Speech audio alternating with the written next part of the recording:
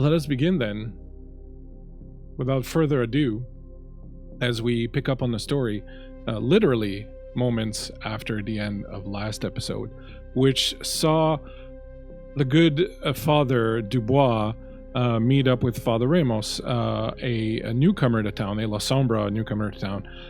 The two of them investigating something about a person called the Weeping Madonna, who has been apparently healing people in the nave of the St. Joseph's Oratory. The two priests went there, realized that the nave was sanctified ground, could not walk on it without spending willpower. And once they stepped onto the ground, Father Ramos got some visions of a former lover of his. And so we'll see what happens with that, perhaps next session. But in the meantime, Arkham has discovered that there are things he does sometimes at night that he's not too sure exactly what they are. He's been losing time, coming home in all sorts of states of disarray. His assistant Constance is trying to straighten him out, and trying to figure out exactly what's going on with that.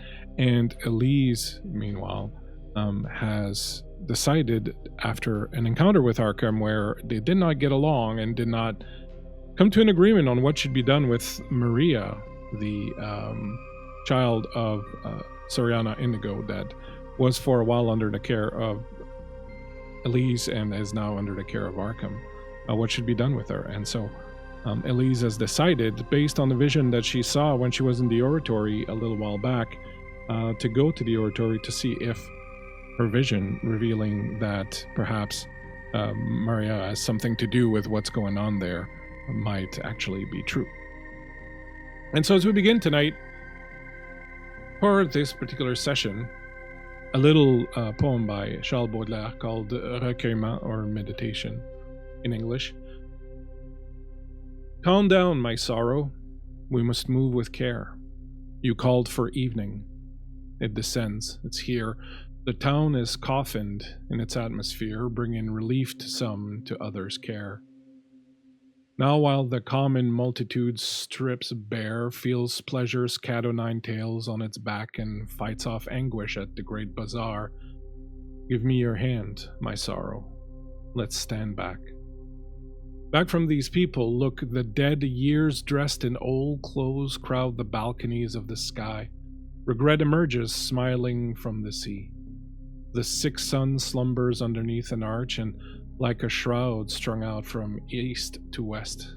Listen, my dearest, hear the sweet night march.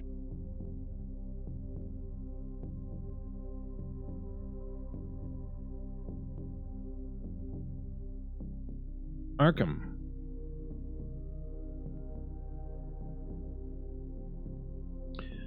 You are in your condo. You've just had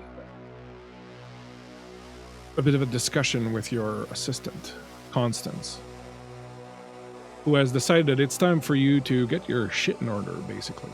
Get your things in order to clean up your act, if you will. She has suggested that the two of you sit down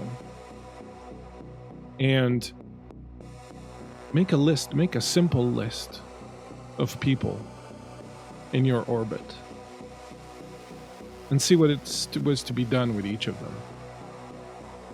And so you have literally sat down with Constance, your assistant, at the table in the living room.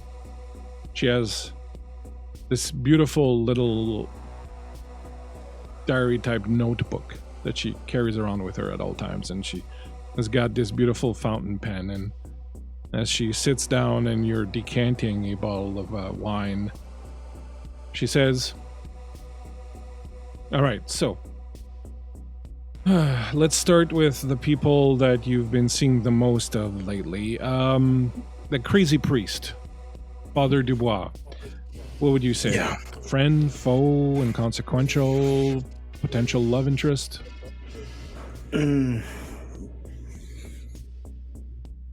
inconsequential. There's nothing that the Father's doing right now that necessarily I care about. All right, and she makes a little note in her book. Just a little bit for me, please. Trying to stay clear-headed. What about Elise that you met tonight? You said the meeting didn't go very well? No, it didn't. And he is really like rubbing his forehead out of frustration, a little exhaustion. I don't know what she wants, but I know that I'm not willing to play ball with her. Okay, quick question. Why? Like, let's analyze this for a second. You don't want to play ball with her because there's nothing to gain, or because you don't want to pay the price? What price? I don't know. You're saying that she wants you to play ball. She wants something, so there's got to be like an exchange of something going on. That's the thing. There is no exchange. She just wanted to take, and I'm not comfortable with that. She offered nothing in return. What she wants? What is it that she wants? Our little house guest. We'll get back to Maria in a second, and she writes down in her little notebook something that you can't see. We'll get to Maria. I mean, it's not. I mean, look, listen. I would prefer to be without that responsibility, but not at the hands of someone taking it from me. Granted, it hasn't been a sleepover, but I don't like people encroaching on my space. Plus, a conversation with Elise is fucking weird. Beautiful as all get out, but weird. Yeah. Do you think that she was hit over the head really hard before she was turned, or? No. I think she's just like that. Wow. But that's just, you know what it is? Parents are hippies, a little bit of too much drugs. I don't know what happened. It trickled down the hill. But there's something, especially when they look at you like this. She grabbed my arm and then gave me the eyes. And I fucking... Can we kill her? So we should kill her. We should put her on the kill list. You can't. Arkham, fucking focus. You can't kill her. I'm focused. You can't kill her. You can't kill her. Yeah, there's some people you can kill, but another one of your people, I guess, is not one of them. Is there a law against that? I mean, we would find a way. We found ways before. All right, so I'll put her in a possible kill list. What about the prince? Do you think the prince is on your side? What's the deal with that? No. No? Oh, that's bad. All right. Replace prince at first opportunity.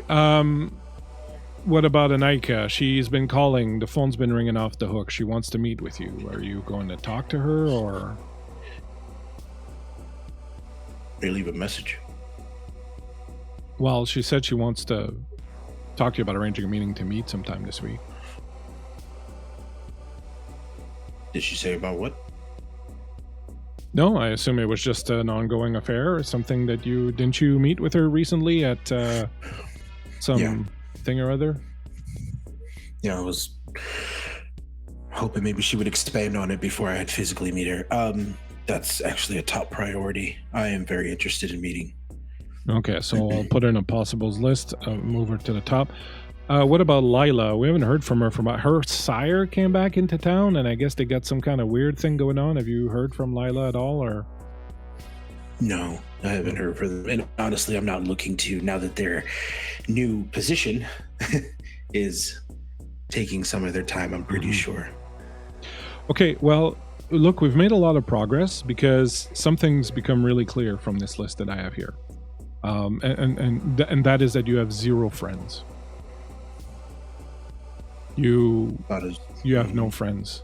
Arkham, you don't have friends, you don't have allies, you don't have anything. You have me, obviously, but you don't have anybody else. What's your point? My point is that you need friends, you need allies, you need people who are going to have your back. I don't need friends. I don't need People are resources, Constance. Oh, okay. I don't need friends. I need resources. Would any of these people pick up the phone if you called? Yeah, because I'm calling. What am I paying you for? Aren't you supposed to figure that out for me? I need resources. Find them.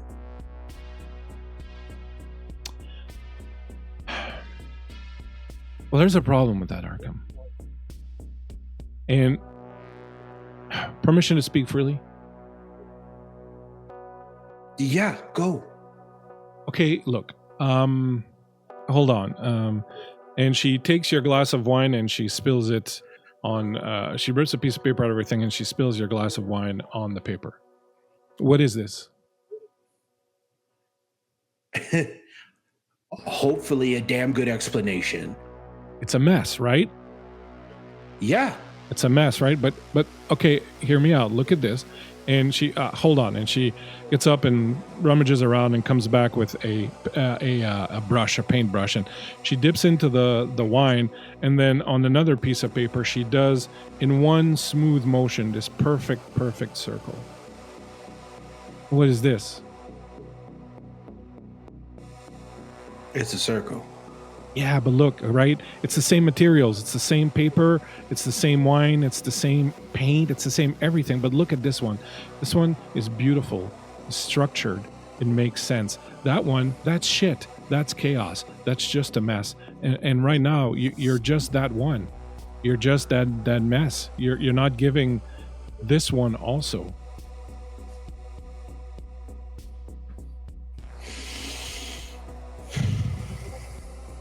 And that's Okay. what we're going to need to work on a little bit, because without this one, people only see that and they want nothing to do with that.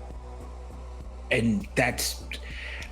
Explain to me how that's wrong. Because up until this point, being ruthless has gotten me here. Yeah. And I kind of like where here is. Ruthless, but... Okay, look at it this way, right? You said Elise came and just demanded Maria. Right? She didn't make any offers. She didn't offer anything in return. She didn't want to make a deal. You brought that pious, sanctimonious cunt in here. You gave her a room. You empowered her. You elevated her, right? And you gave everything. And now Elise comes in and just wants to take. Why is that? Because she sees what a mess you are, and she figures there's absolutely nothing you have to give of any value to her. You're not reliable as an ally. You're not someone she can depend on. You're not someone who she looks up to and goes, wow, this person, if they do this for me, maybe I need to give. No, you're a fucking mess. You're a lackey to her. I'm not a lackey to anybody, Constance. Okay, well, all right, look, I have an idea.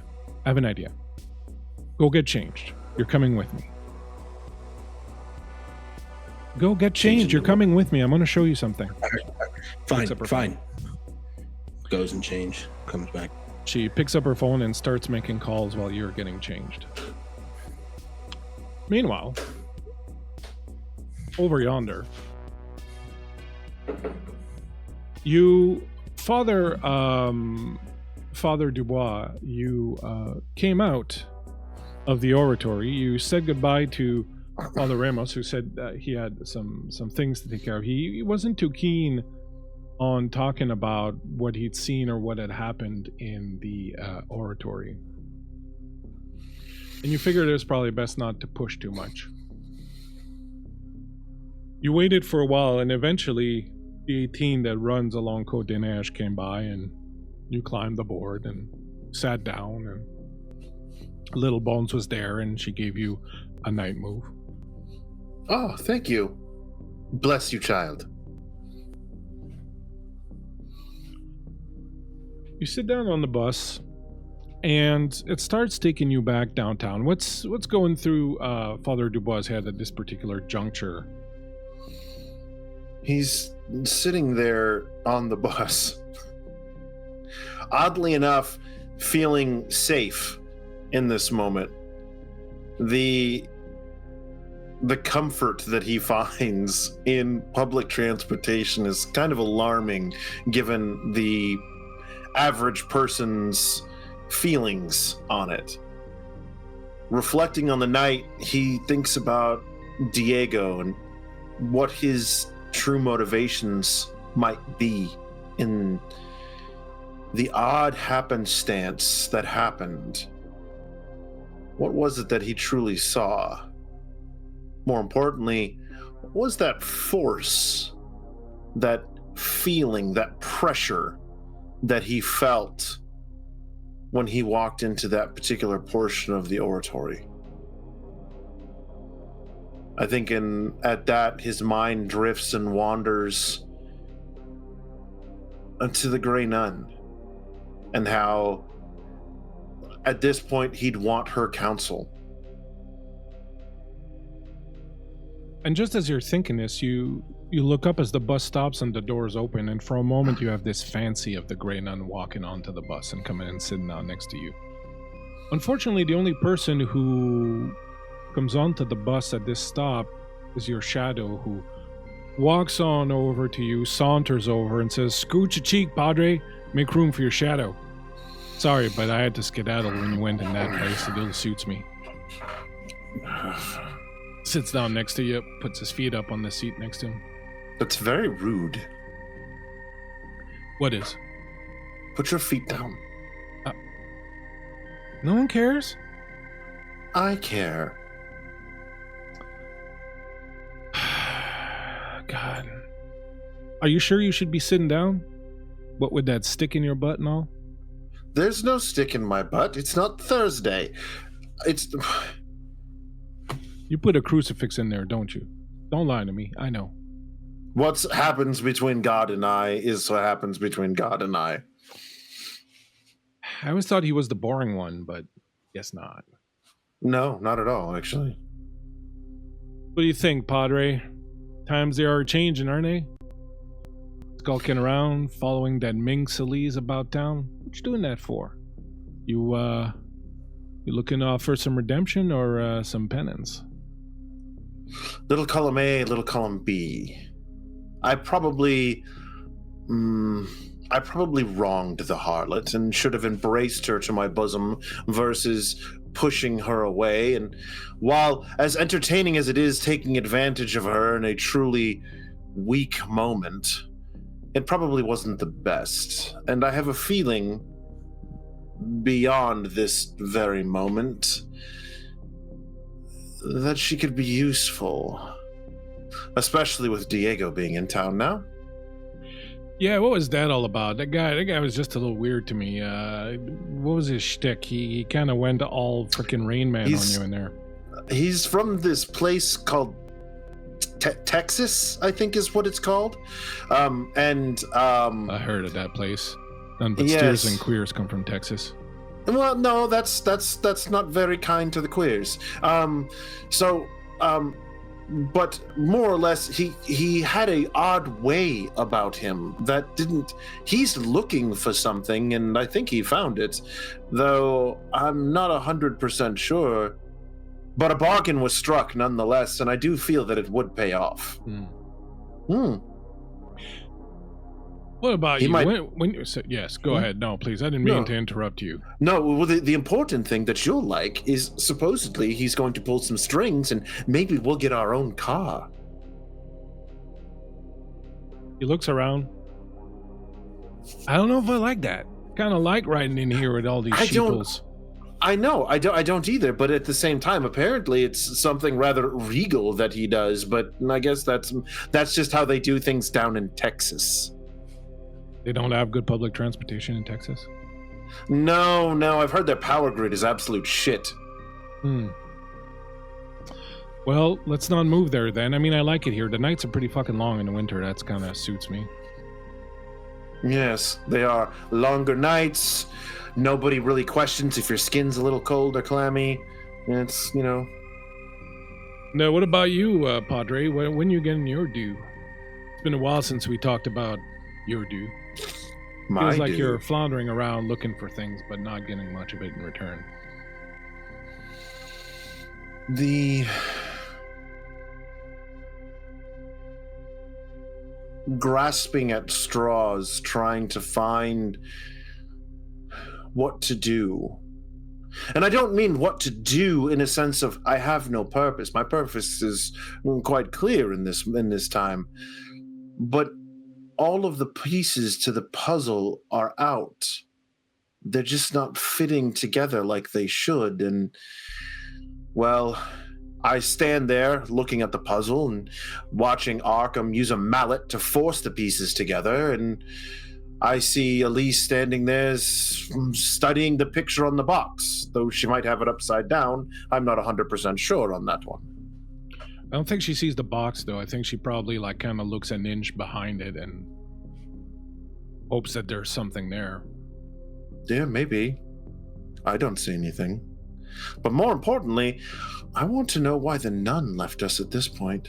I want to know why the nun left us. I want to know why I had this sort of altercation with some sort of rat king, whatever he's called, some Ninja Turtle reject, and figure out why did the nun leave us when we needed her most. Why don't you ask her? Well, because the last time I checked, I don't plan on crossing over anytime soon. As you say that, the bus pulls to a stop at the bus station. The doors open. A couple of people come on, and somebody else comes on behind them. And as they do, this bright light illuminates your face, illuminates the entirety of the interior of the bus. And you see, walking towards you, the Grey Nun herself, and she looks much younger than you remember, and it's in this moment that you realize that she had probably been using her Mask of 1,000 Faces for a very long time to make herself appear old, but of course she would not have been embraced ancient as she had seemed. You've seen a portrait of her young. You notice again as she approaches towards you the family resemblance, this close family resemblance to Maria, as she steps forward and says, "Pardon me, Father Dubois, is the seat next to you taken?" I think he looks at his shadow and goes, "Move." God damn it. Your shadow gets up and he bows to the Grey Nun, and she's like, "Still don't get why you hang out with this thing." It's to remind me of what I could be. Well, let's hope it's not what you will become. Not if I have a say in it, though I do have to let him out from time to time to play, but that's because balance is a thing. I always kind of thought that balance was overrated. I always figured that just constantly erring on the side of the good stuff was better. Heaven always needs its shadow. That's important. It reminds us not to do the bad things. When you forget that in the beginning, heaven did not have a shadow. There was just heaven, and there was nothing else below our feet. That is true, but because of that, it bore defiance, open, willing defiance, and thus the shadow was created, and now we live in fear, or unlive, I don't know how to put that, if that particular shadow. That's the important thing. So then, we have a chicken and the egg situation. Did defiance comes first, or did the shadow come first? I don't know the answer to that question, but you do have to break a few eggs to make an omelet. That is true, and I do believe you said you had a few questions. I do. First question, why did you leave us? Well, that's an interesting story, she says, and as she's about to tell you the story, we move on over across town. In the parking lot of the Oratory, Elise, you are sitting in the car. You drove home after your meeting with Arkham and picked up Fletcher, and Fletcher sits next to you in the back of the car. Faraday, as always, is in the driver's seat. As you made your way up to the top parking lot of the Oratory to get a better vantage point on entrances and exits. Fletcher, after a while, pats your hand and says, I'm going to go take a look about to make sure that things are exactly as they seem. There's something strange going on here, and I can't quite put my finger on it. I'll be right back. Okay, darling, don't be too long. No, of course not, my dear, and I promise not to stray. He gets out of the car, leaving you alone with Faraday in the shadow of the Oratory. Is the music okay, mistress? Would you like me to put something else on? No, it's fine.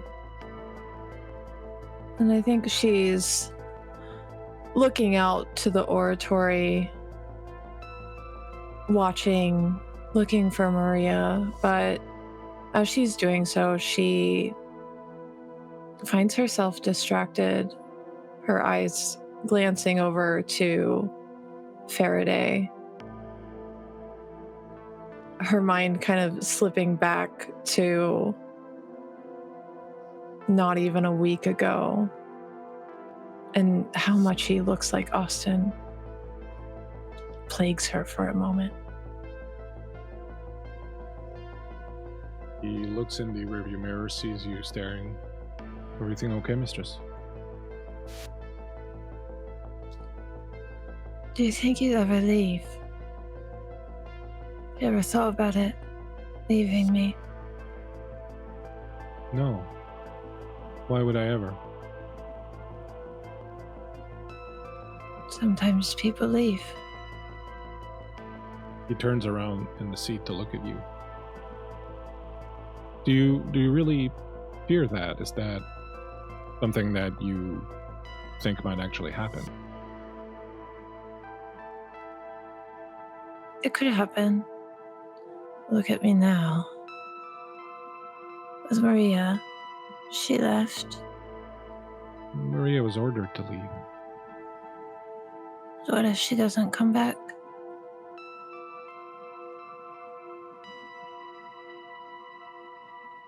I don't see that happening.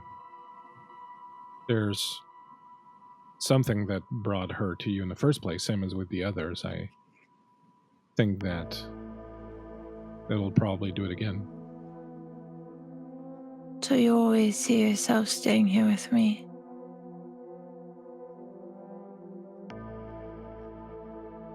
I have a lot of difficulty imagining the future ever since I came into your employ, and ever since you began feeding me. The idea of not aging, of being as young now as I was 15 years ago when we met. It's difficult sometimes to wrap my head around that, and so whenever I try to think of the future or anything past tomorrow,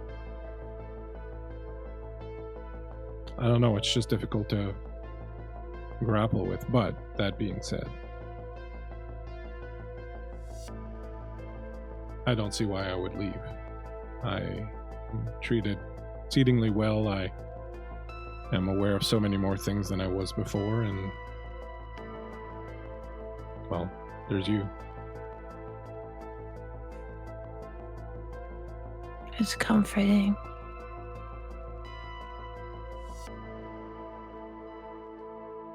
There are plenty of things for you to worry about, mistress. That's not one of them.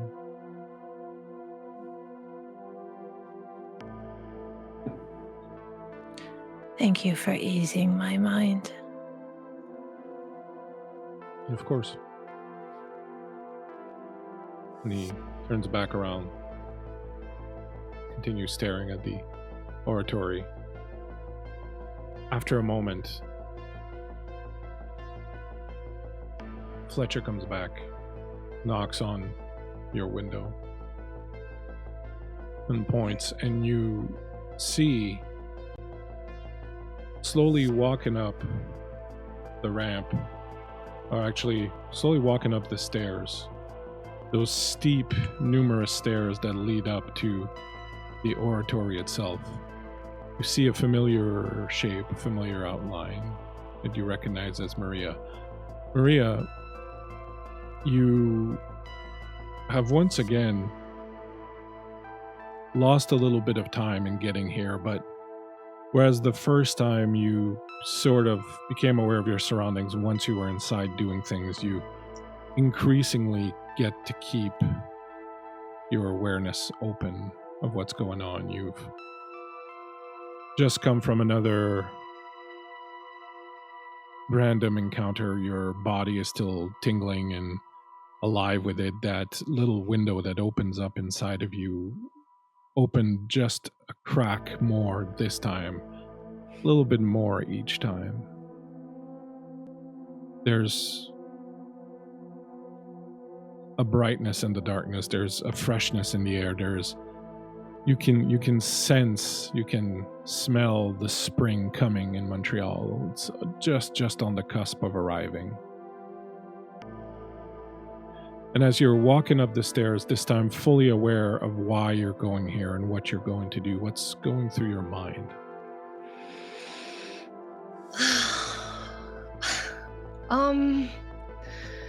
It's still such a balance to feel all of these feelings and kind of be coming out of this fugue and recognizing this established purpose that I'm finding myself in, and it just feels so pleasant. I feel like since my embrace, there's been a lot of confusion and a lot of frustration and a lot of internal struggles, but as I am awakening to this new status, I am thinking about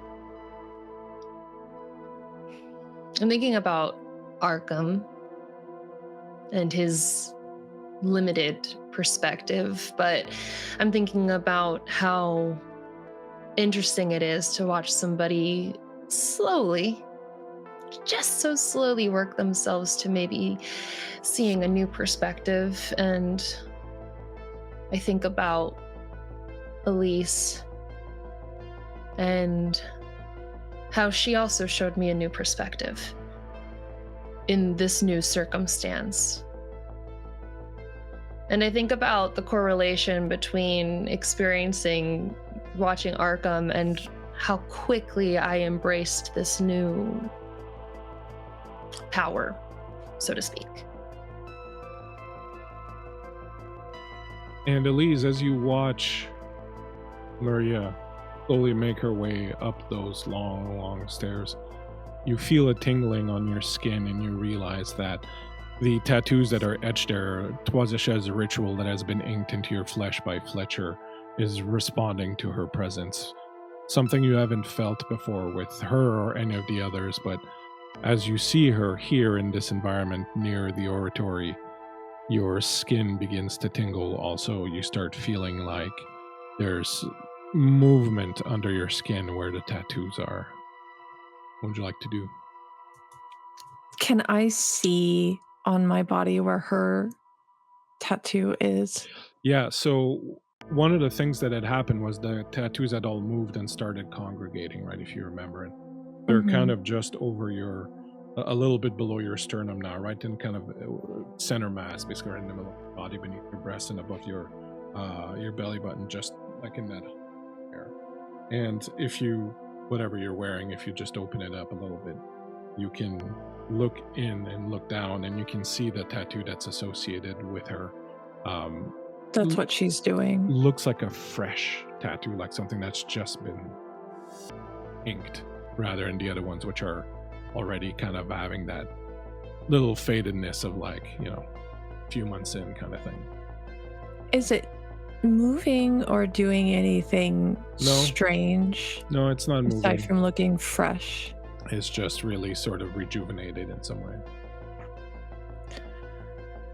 I think she's going to step out of the car, and she's not going to rush to Maria, but she's going to start walking her way quietly, calmly. Are you coming from the front or from So behind? the way it's set up, you have the stairs that lead up to the entrance, one of the entrances, and there's Mhm. several levels of parking lot there on the top. So you would be coming around on a little kind of terrace that goes around the front. So you would be seeing her like coming at you like kind of at an angle.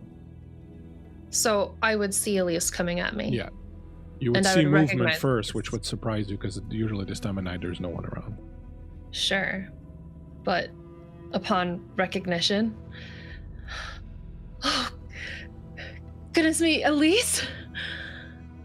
Hello, darling.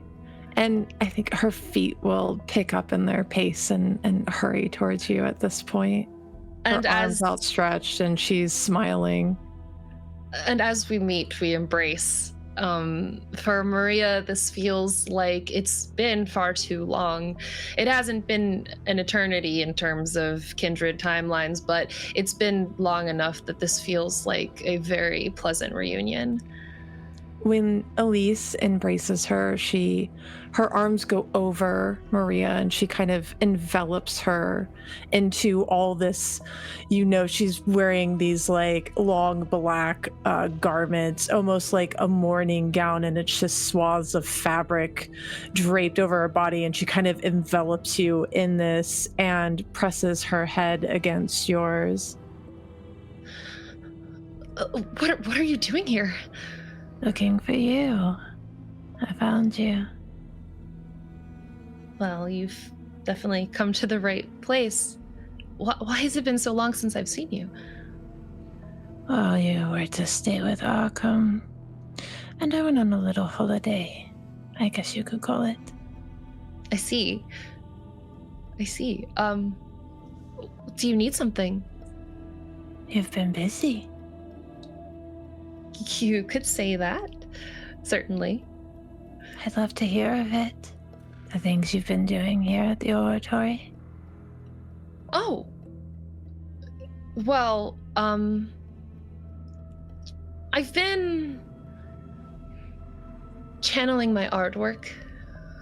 I've been creating new artwork. I'd love to see it. Your art is so beautiful. Thank you. I don't know how to say this, but I don't think I ever really got the opportunity to thank you for what you showed me and what you told me when we spent our time together. Of course, darling. You're so talented. It's hard to see you lost in the darkness. I'm glad you found the light again. Yes. And it's because of you that I found it. And her hand slides down your arm to meet your hand. She caresses your palm and your fingers in it and looks up to you. Maybe you can come inside with me? And on that question, somewhere else across the city, riding in, what car did you take tonight, Ian? Oh, the Testarossa, because the Audi is nowhere to be found.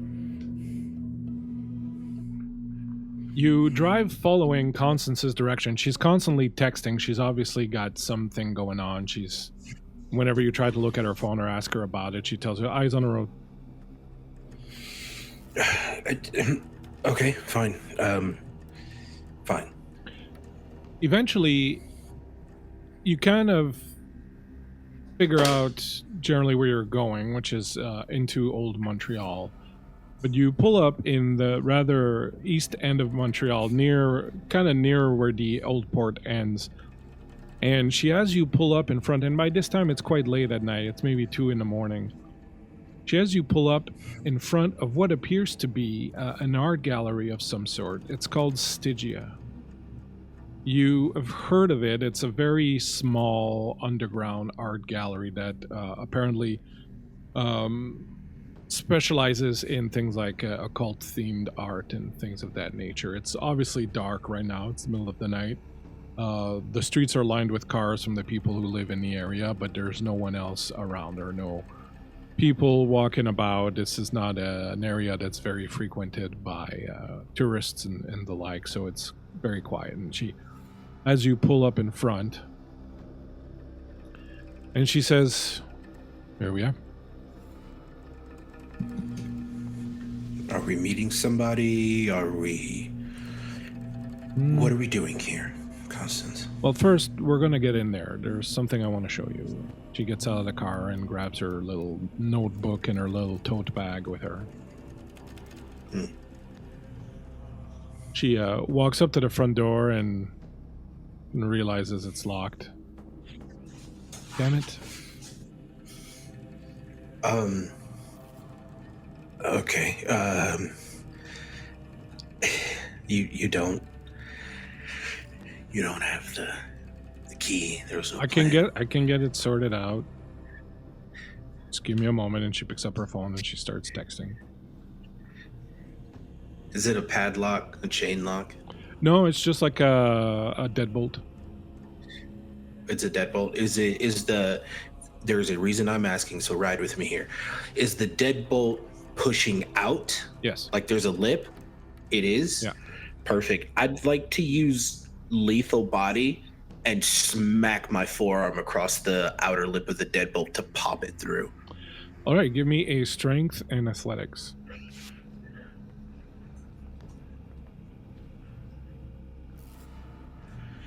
And I'm going to use a night move because why not? We're having a good time. Because Bob Seeger said so. Hell yeah. It's 3 successes. Beautiful. You reach out almost with zero effort, hit it, it pops right in, and she kind of jumps a little bit and she goes, I'm just going to tell him I don't need the key. She types quickly. It's fine. We'll fix it after. And I think on the drive from the condo to here, Arkham's demeanor is softened. Like, I think the drive is kind of like, give him an even keel.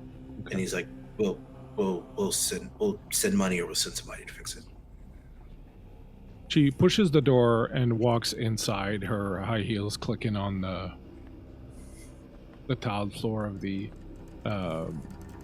gallery. You can see art here and there. Nothing jumps out at you. Everything is, dark and esoteric, but there's nothing that really shines or really kind of draws your attention more really than anything else.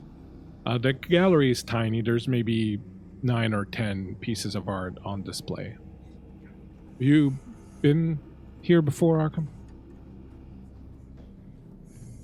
No, I haven't. I come to a lot of these little places because whenever I'm looking for art to display in your office or at the house, I try to go off the beaten path a little bit just in case I stumble on something that might, interest you. And I saw this the other day, and it kind of stayed with me, but I didn't know why until earlier tonight when I came home and found you the way you were, and I've been thinking about it ever since. And she brings you around to the back, and there's kind of like an L shape to this little gallery, and in the back, hanging on the wall with just 2 spotlights shining down on it, you see the following picture. It appears to be an image of perhaps an angel, a man with wings, looking down into what appears to be water perhaps, or some sort of mirrored surface, and seeing his reflection as that of a devil.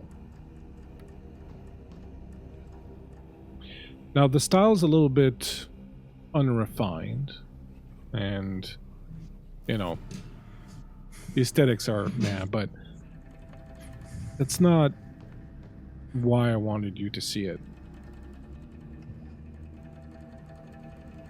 Okay. This painting is called Binary. I don't know to what degree you've formally studied art criticism and art theory, but in the theory of art called structuralism, the idea is to investigate works of art. Hey, Tim, thanks so much for the donated subs. Super appreciate you, man. Thanks for dropping in. Thanks for the subs.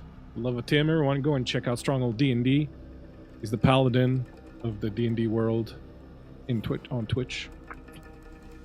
Thanks a lot, man. In the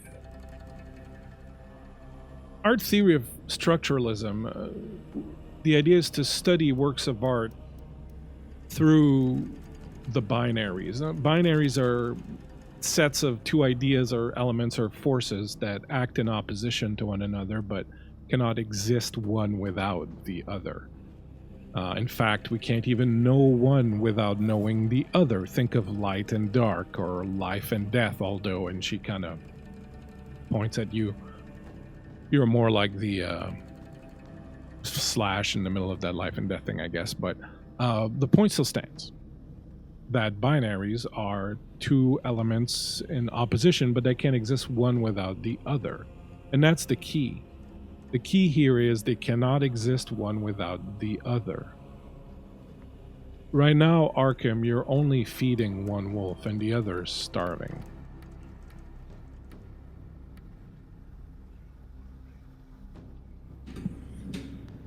Elise is there and he really stares at this painting, like he's taking all of it in. And I think he gets really close to it.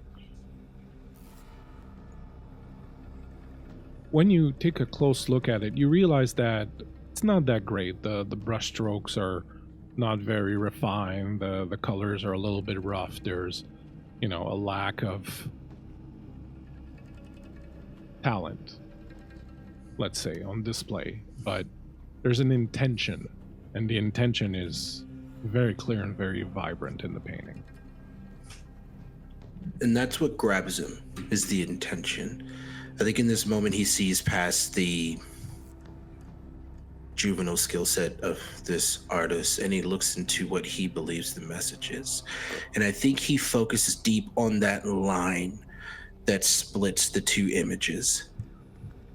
And he turns back to Constance and he goes,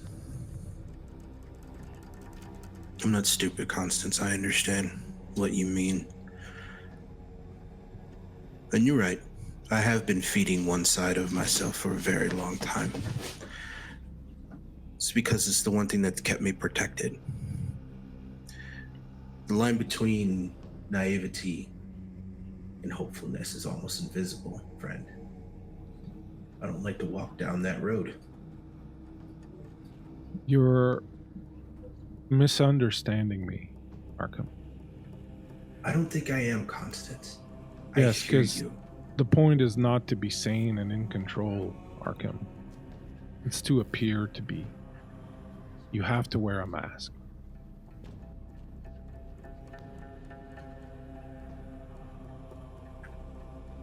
Why?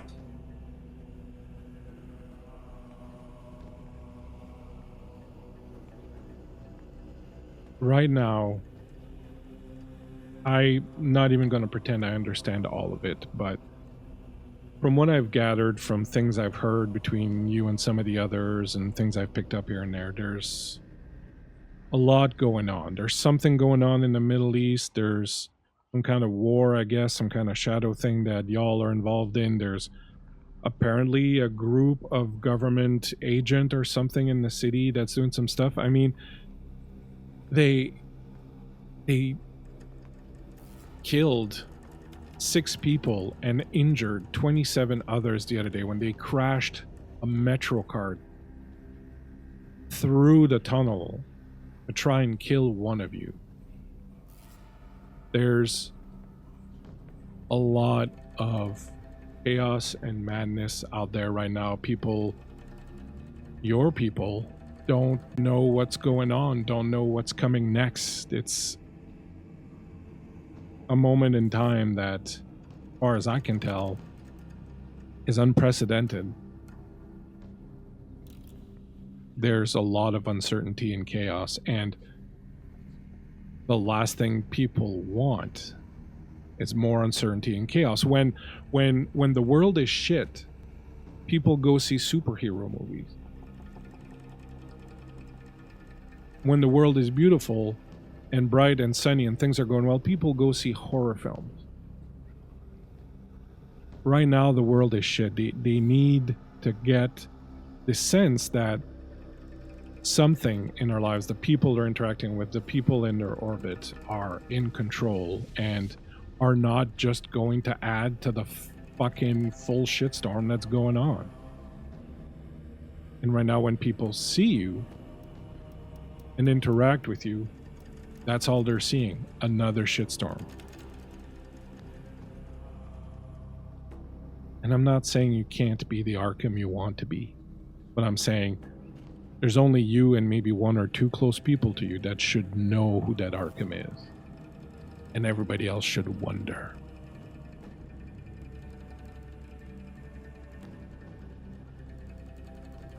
I'm going to show you something else. Come with me. And she heads towards the back door and disappears into what you assume is the storage area.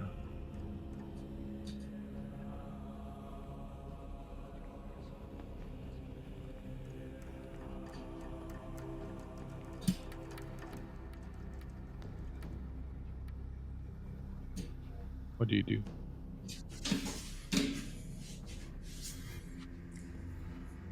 I think I stand there for a moment before following. He's currently battling between two thoughts. One of them is... Tell us about it. One of them is stronger than the other. One of them is... I could always get another assistant. Mm-hmm. It'd be easy. Pay them less, and they would do more. But the other thought that's stronger is, I am so lost in this moment. And the only thing that's starting to make sense is what Constance is saying. So he follows her into that back room, or that back area.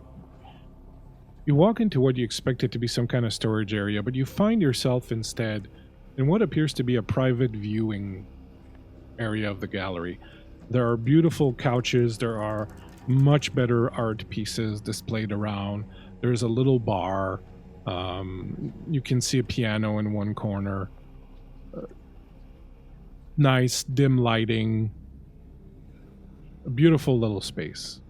You realize that this is the real gallery. On the floor are two people that your nose tells you are human, bound and gagged. One of them is crying and has peed themselves, and the other one is kind of trying to just not think about what's going on. Sitting nearby in one of the chairs is a man who looks like this. Dressed in a very nice suit. You see a gun and a pair of black rubber gloves on the table next to him. The gun's got a silencer. All of this very rare in Canada. And he's on his phone, and when you walk in, he looks up. And as you walk in, Constance says, "This is Monsieur Henri. He should work for us, Arkham. You need someone like him. He gets shit done. Any trouble getting the piano at this hour, Monsieur Henri?" And Henri looks up at her and goes back to his phone. He is incredibly thorough and incredibly discreet. Something to think about.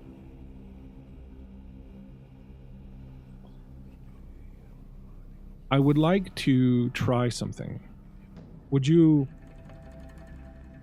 do me the favor, Arkham? You can kill me after if you need to, but would you do me the favor of going along with me here for a few minutes and let me demonstrate something? Sure. Okay. And she walks over and kneels next to one of the two people on the ground.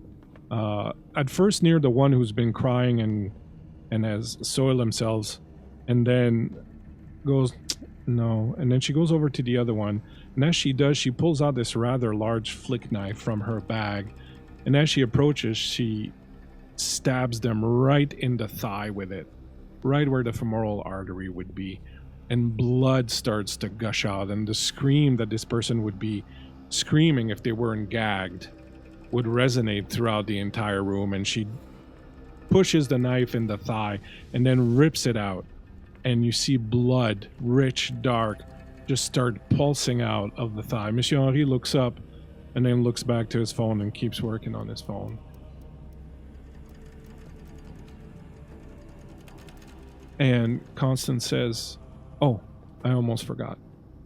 And she straightens up, and she's holding the super bloody knife in one hand, and she's got her phone in the other. And she pushes some buttons, and from a little Bluetooth speaker hidden somewhere nearby, a song begins. A song that you recognize.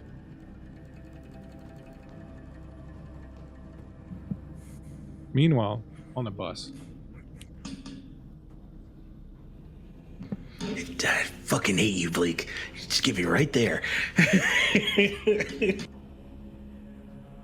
On the bus, you look outside the windows of the bus and realize you're not quite sure where you are. You obviously missed your stop, Father Dubois, but at this point, it doesn't matter too much, as you are with the Grey Nun, whom you haven't seen since she died, and who's now sitting on the bus next to you, looking a little younger than the last time you saw her.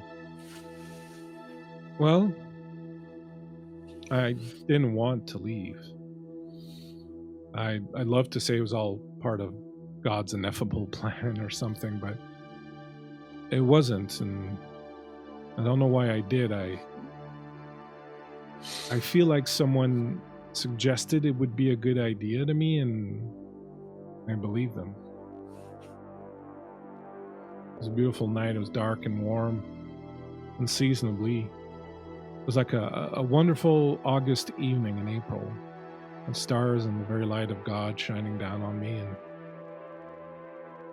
and then I was gone. Who suggested this to you?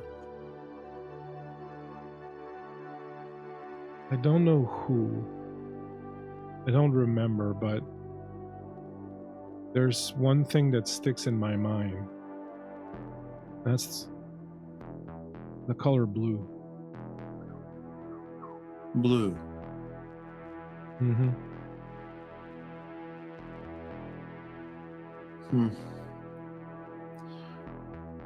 I must say that we are all lesser. The voices without your calming presence have grown far more disoriented and louder. And but here I am, just adding another voice to them. No, your voice is so welcome. It drowns out the others, and I want you to know that I'm taking care of the nuns. I have taken that upon me so that they are not left shepherdless. I am very grateful for that. I knew I would be able to count on you, Father Dubois. You've always been so very good to them, and they love you very dearly. They will serve you. They will serve you well. I seem to recall something about a letter, perhaps, that wanted to split them apart, send them otherwhere. But yes. don't let that happen. Don't let them be taken away. I will meet the sun before I allow such a holy trinity as them be broken apart. Truly appreciate that, Father. And she holds your hands and gently pats them. You've always been such a good soul. Kind would probably be a better word than good, but I have two more questions if you truly have the time. I do. As long as this bus will keep running. Oh, this bus runs till dawn. And if possible, I would spend every moment I could with you until then. Having recently visited the Dawn, I would probably suggest we don't do that for your health, but... That's a very fair point. I must know something. Yes. In your painting of you... Vanity.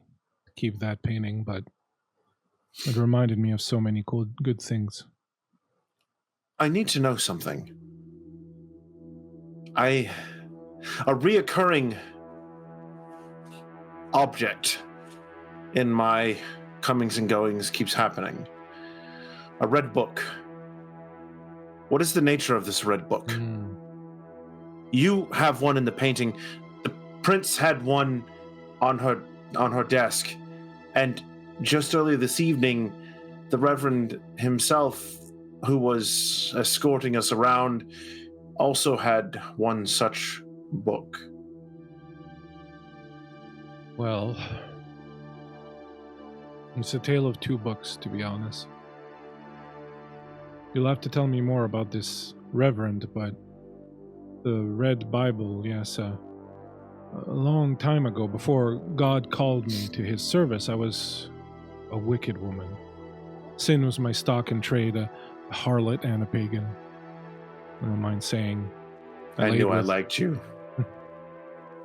I laid with men, and when they brought back furs, they stank of sweat and grease and gin and blood, and I laid with them and used that power against them later to get what I needed.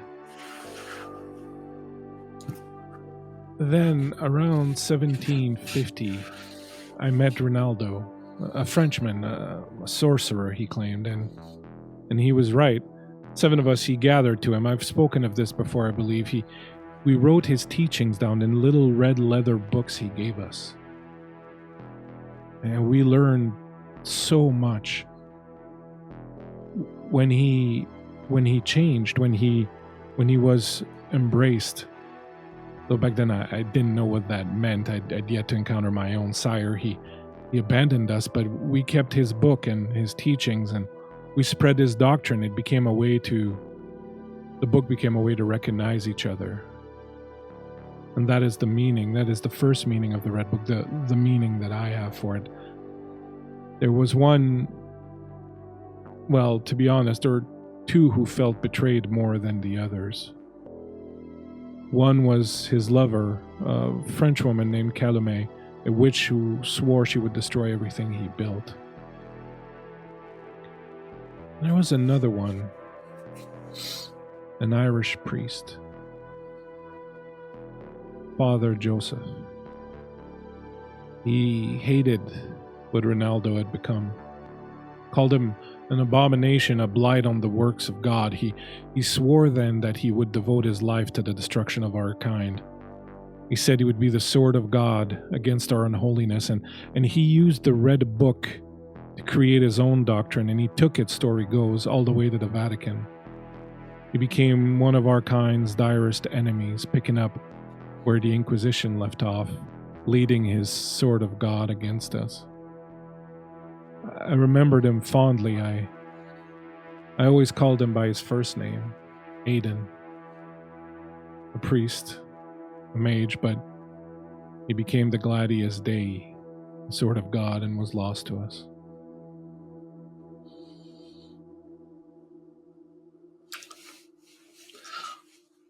Interesting. Might I ask, what happened to your book?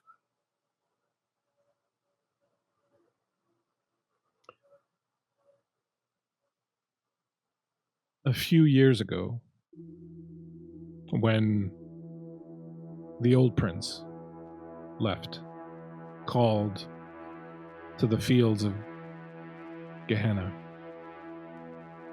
there was some scrambling, some time of uncertainty and chaos about who would become the next prince. The Ventru, of course, wanted to seize power, as they always do, but some of us felt that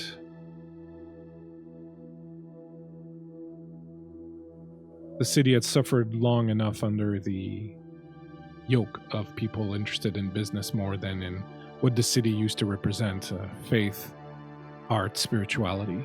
And so yes. some of us made a compact that eventually got the current prince, Corinne Van Orn, put in place. And part of the deal had us pledge support by giving her something meaningful to us, and I gave her my book. So that's how the prince has one. She openly displays it upon her desk, something I found rather peculiar and dismissed it out of hand. Roses are, if anything, flaunting. I doubt she knows the true meaning of it or secrets possessed therein.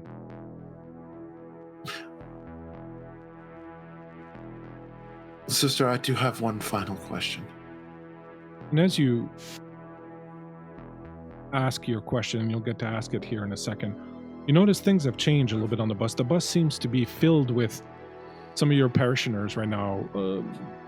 Many a hooker, man, woman, otherwise just sort of filling this bus, and there's music coming in from somewhere, and they're dancing, and all of a sudden across from you there's this huge neon sign that lights up. This cross flickers to life, and the letters spelling out sin.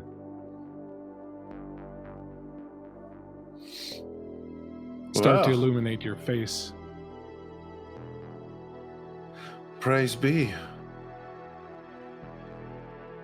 Sin is in. Always. It's our currency. It's how we bring them into the fold. No, focus. Not the pretty lights. Not the pretty lights. Sister, I need to know one other thing. What is... You bear a striking resemblance to the Lost One, who creates art from flesh in fits of rage.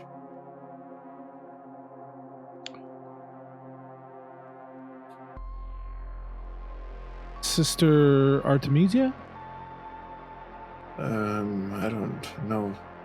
No. Sister Artemisia is one of our more interesting nuns at the Gray Convent. Somebody else, perhaps, then. Maria. I think that's what she goes by now. She had another name, an artist name. Constance, Penance, something along those lines. You look just like her. Well, I am not her, if that's what you're thinking. No, not at all. But I was just curious if perhaps in your whoring times, in the fucking, if you perhaps produced an heir of some kind, or your lineage continues on. That is possible. I did have 3 children, one who survived. Interesting. Very interesting. Regardless, I am just so happy to once again be in your presence, and I have asked you so very many questions, and I would ask you hundreds more. Don't you want to know if salvation is beyond you?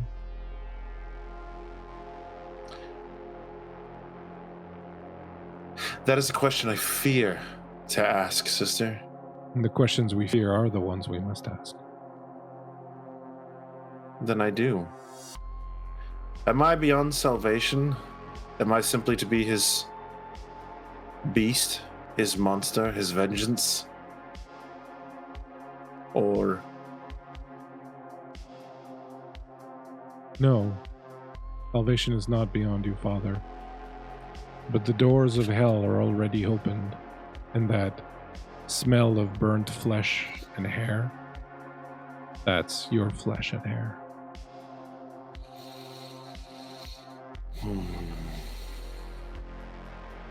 And as you cogitate on that, you look up and you see your shadow at the back of a bus, talking to a young woman. There's a group of monks, their cowls low, who are flogging themselves as they kneel in the middle of this bus, while around them hookers are dancing to this strange disco beat that is emanating from somewhere, and the neon light is just flashing, and everything is colored in this garish light. And as you look more closely, you see that the young woman, your shadow, is draping himself over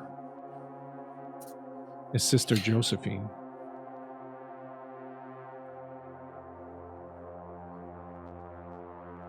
Oh, hello. Meanwhile, back at the Oratory.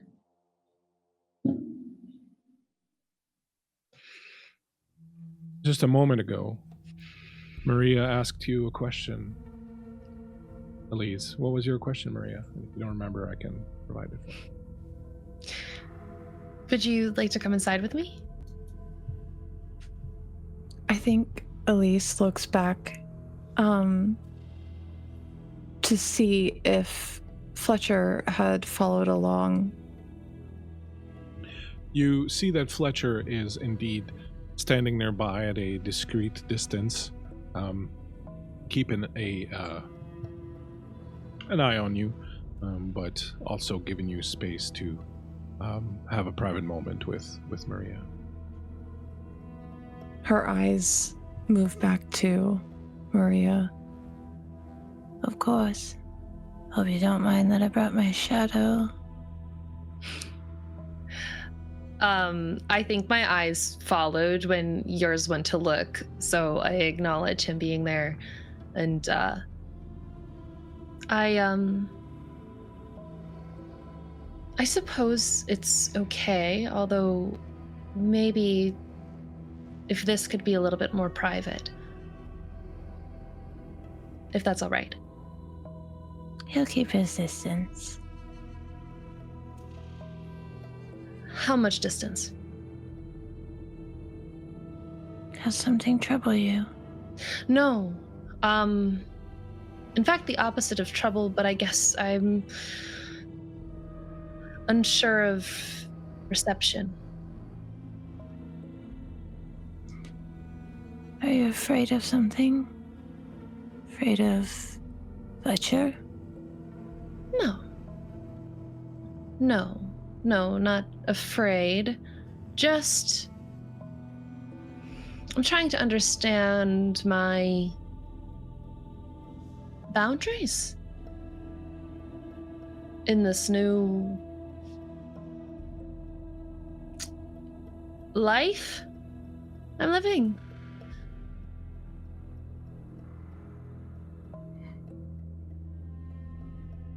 It'll be short.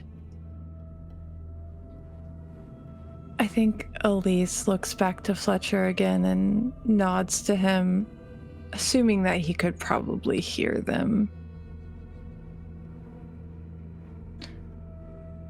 And then back to Maria. Just you and I. Wonderful. Please. And I still have your hand and begin to guide you inside. And as she guides you inside, you remember something that Fletcher had given you once that you never used, which was a tattoo on your collarbone that if you ever needed to. He will follow at a much more discreet distance and will allow you to slip out of his line of sight. But it's difficult to imagine that he's not nearby.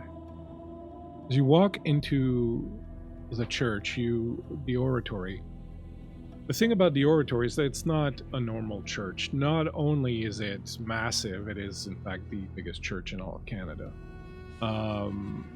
It's not just that it is ancient, it's just that there is so much history and mythology around it that even if you don't know any of it, you can't help but feel awed by it as you step into it.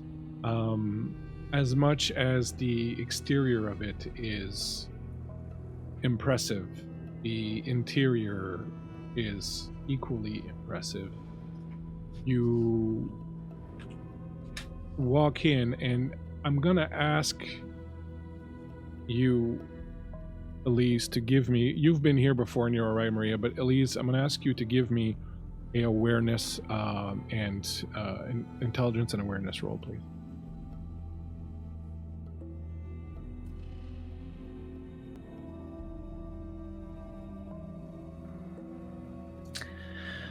That is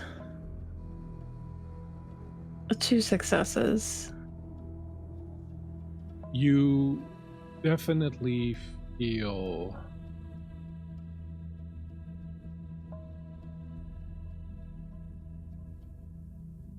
not everywhere, but that in certain parts of this place, for sure, there is an intense power that makes you very uneasy and very uncomfortable. It's not a question of you're afraid. It's not a question of it hurts you. It's a question of you literally feel like you're not wanted, and you are, in fact,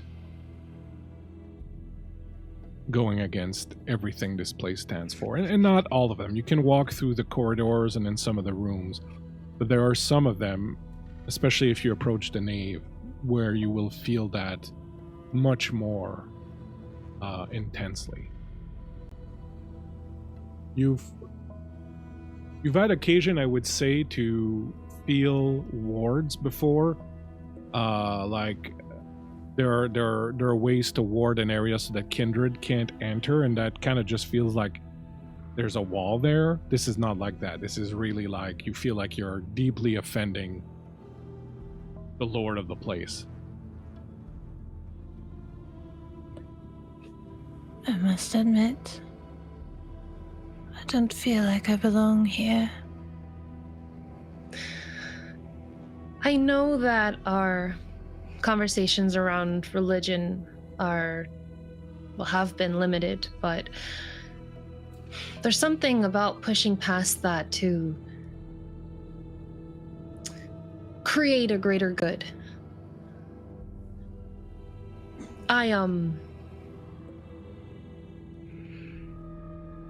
I don't know. There's a lot of good happening here, and I'm sorry that you're uncomfortable. Please just come a little bit further, and I pull you more into the space.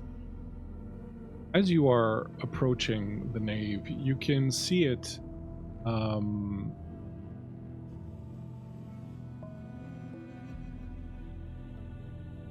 You can see looming ahead of you, and as you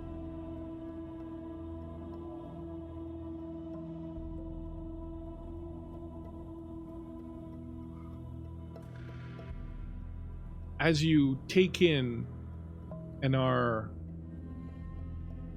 amazed and are kind of filled with joy at the artistic beauty of it, as you step closer to the door, as much as the place looks inviting and looks beautiful and looks filled with light and history and mystery and beautiful art and incredible architecture, you realize that stepping in there is going to require a singular act of will. If you want to step further and go inside, you're going to have to make a willpower roll. And from where you're standing, you can kind of get the sense that Maria doesn't seem to be affected by this at all. In fact, she seems very happy to kind of be here. Elise squeezes Maria's hand and stops in her tracks. What's wrong? I saw a vision of you while I was gone. A strange vision. What was it? The light of God came from you. And her other hand comes up and she presses her index finger into your forehead. Oh, be careful. Please. That is what I'm trying to show you. I saw it. You did? Shone so bright. Scarred me even. On my own face. Just here.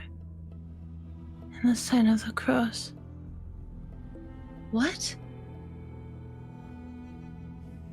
I wasn't sure if it was really you or if it was a dream. But it happened here. In the oratory. Is this not safe for you? I don't think I can go into that room. It's going to take a lot for me to go in there. Then maybe I can bring it to you.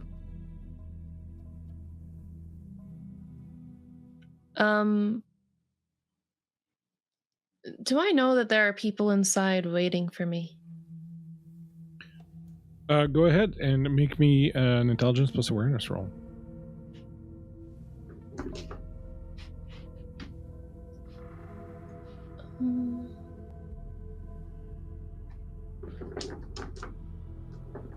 So many dice. Not that I'm complaining.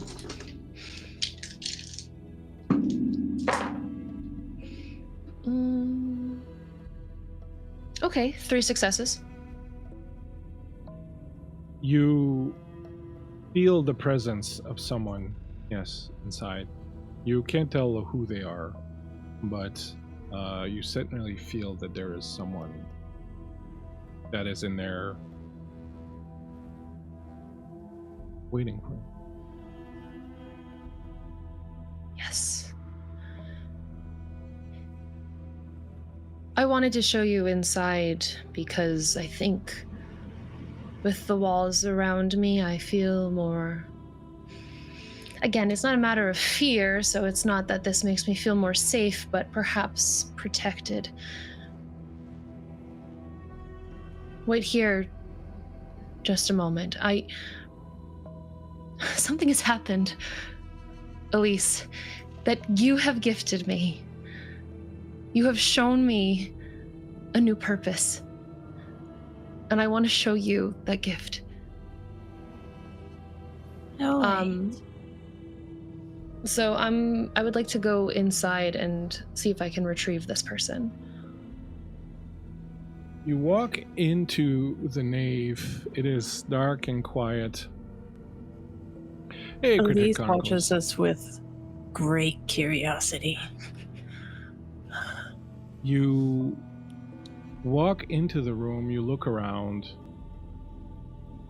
and then you spot them sort of out of corner of your eye, almost behind one of the pillars and one of the more sort of set-aside pews. You walk, and you see Elise. She walks in there without any hesitation whatsoever and makes her way directly to a pew where she sits, or, well, I'm not going to dictate what your character does, but as you approach, you do see a woman there who looks to be maybe like in her late 40s, longish red hair. She is dressed very simply in like she looks like she was jogging or something and came in. She's wearing like a vest and like joggers pants and running shoes, and she's got a toque in her hand, and she's just sitting and looking somewhat dejected in one of the pews. I go and I sit next to her. What ails you? She doesn't even look at you. When you come and sit down, she obviously takes notice of you.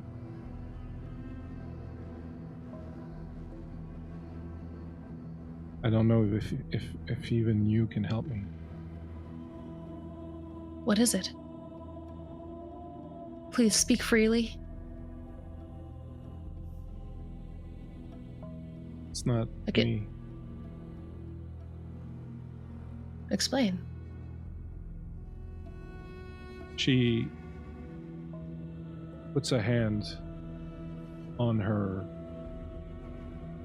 stomach.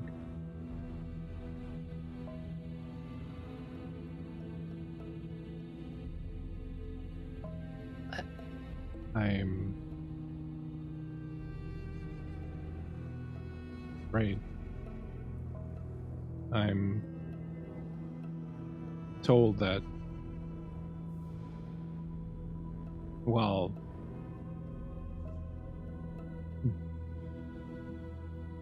whoever is in here is safe. I am very likely to die if I give birth.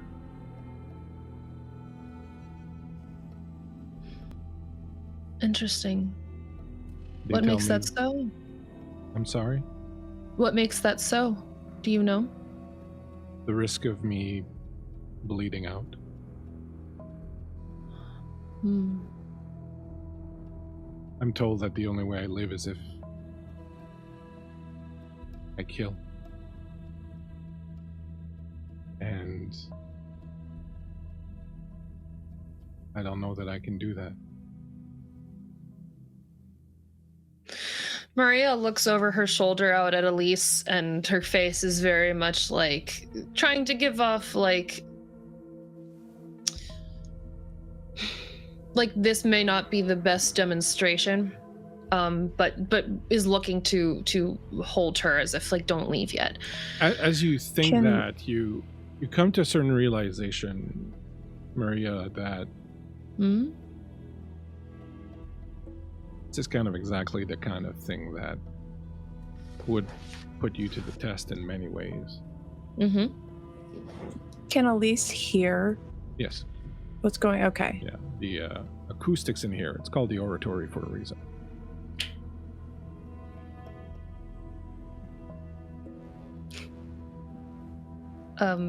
Go on. You were saying something? Who, me? Bleak. Yeah. No, you I were said saying. what I said. Oh, okay. That you feel like it would be like just a kind of test that would. Yes. But I'm trying to think about how to go about it. You realize you don't really know. Yeah, I don't. That is a fair assessment. I think maybe what kind of comes to your mind at this point is the fact that coming up here, you felt like you were gaining clarity on everything, and you felt like for a second, maybe you felt like you were on top of things. Like things were becoming clear. You knew what you were doing. You were remembering things. Everything was, hunky-dory. You were getting laid, and it was awesome. And then you were coming here and curing people in the name of God, and fucking everything was great. And maybe for a moment there, maybe for just a split second, you were a little proud of yourself. Yeah. I think I still feel proud of myself, but I think this is just a new challenge. And in a way, it's exciting. She has two thoughts in her mind right now about how to go about this. One being perhaps a little bit more, I don't know, appropriate might be the word. The other, effectively having sex with this person. And she is unsure of how to even broach that subject. Elise, as you're watching her and you're kind of getting a read on this situation, you get a sense that Maria walked in there kind of very sure of herself, but suddenly whatever's going on, whatever's really happening there has left her kind of confused and unsure and not really certain what to do. What are you thinking at this point, or what's going on with you at this point as you're watching this unfold in front of you? I think not knowing really what to expect. She hasn't seen or heard of how these things are happening, right, Bleak? Yeah, you don't have detail. Yeah. I think she's just remaining quiet and watching from the threshold. Her expression is void of any kind of emotion, just like a quiet voyeur at this point. She doesn't want to interrupt. You feel a presence next to you, and you realize Fletcher has stepped up. And as he's watching the scene, standing next to you, he says, one of the first things that is important for a sorcerer to learn, whether mortal or kindred, is that there are certain mysteries that can't be fucked with. There are certain things that you can't do anything about, and that to try makes things worse, because that is where hubris steps in. Maybe you should advise your young charge that there are times to do things, and there are times where you have to let the world sort itself out. I'm assuming he's whispering this to her. I hear it inside. I think she kind of tilts her head to him and quietly returns. Sometimes we must learn our own lessons. And if she learns a hard one, I'll be here to catch her when she falls. He looks at you. Well. He briefly touches your hand with one of his fingers, brushes it, and then turns and walks off again in the direction he'd come from. Inside, the woman is looking quite dejected. Maria, what do you want to do? My dear, are you aware of my methods? I've heard a few different things. People say different things. I assume that it's not always the same. It's not always the same because the ailment is always different, but usually it requires my tongue. And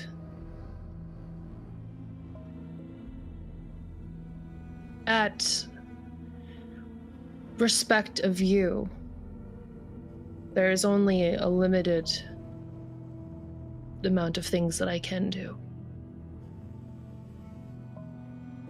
But I would only attempt with your consent.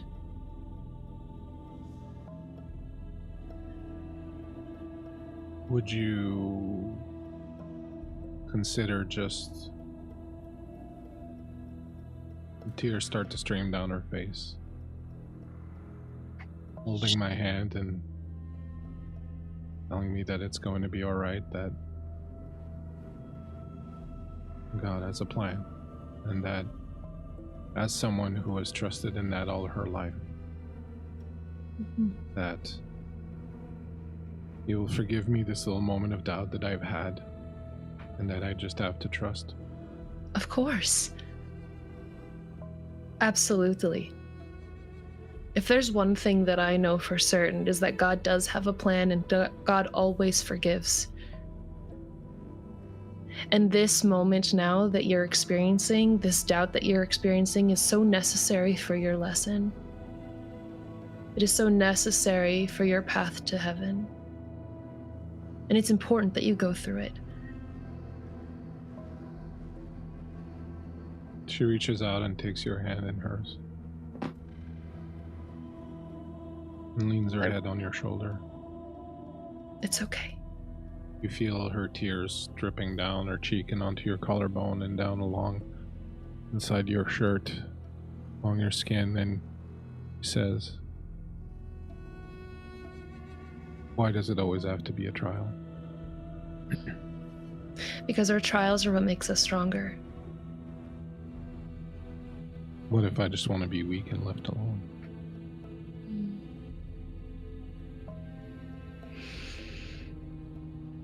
Do you really want that? Some days. But the others?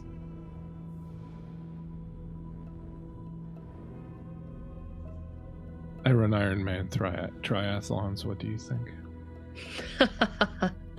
So you're lying to yourself on those days that you wish to be weak. No, we lie to ourselves a little bit every day. Keep going. Of course. And that's okay. As long as we ultimately overcome those trials, which we will, and you will. She exactly in up, God's plan. Straightens up and wipes her eyes. And looks at you for the first time. You're not as horrible looking as some of them say you are. Some say you have 3 eyes. Silly. Well, there's one thing we know now that we didn't know before. That is? And she reaches out and takes your face in her hand and kisses your forehead. And I receive it. It's not just your tongue that can heal. She gets up. She puts on her toque. And she walks out. Almost like she doesn't see you. Elise, as she walks past you, she barely gives you a glance and steps out. Shortly after, I follow.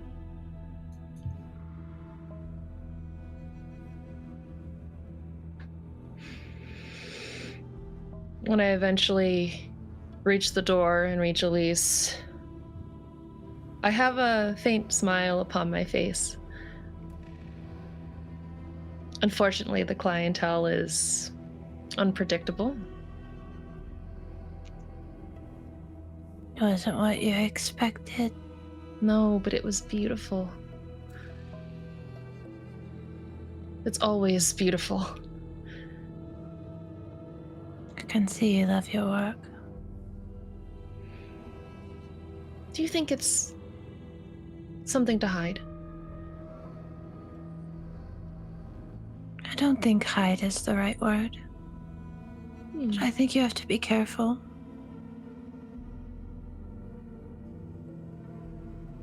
In what way? Is special. Remarkable to some people. With that comes unsavory things. Obsessions. Man can do funny things when they become obsessed. In a way, we are not so different, you and I. Helping others. Leading people to their true potential. Be careful with your gifts. Choose wisely who you share them with. But never stop loving wholly.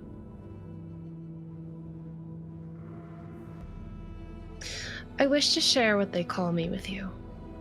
I've not told anyone else.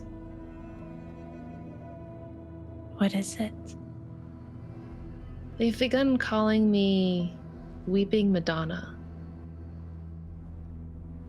It's an interesting name. I think it's beautiful. As long as you like it. I've been waiting to come across my new name since you've asked. And originally, I named myself Sister Fallacy because I felt like I needed that new identity and that separation. But it feels so good to not have come from myself, but to be gifted to me by the people that I help.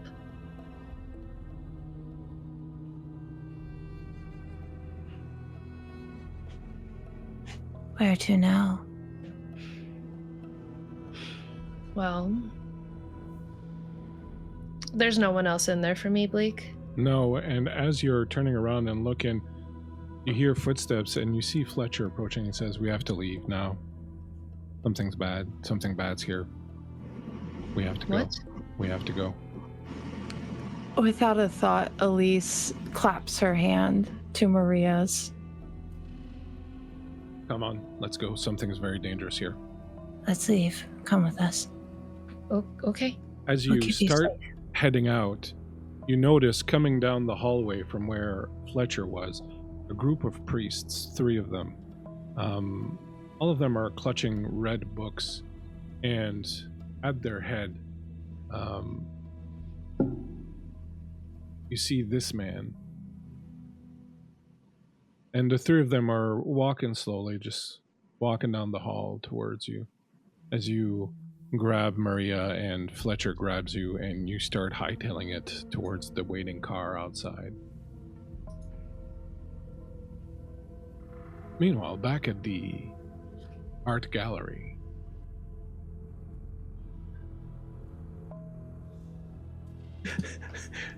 I'm locked in. Let's do this.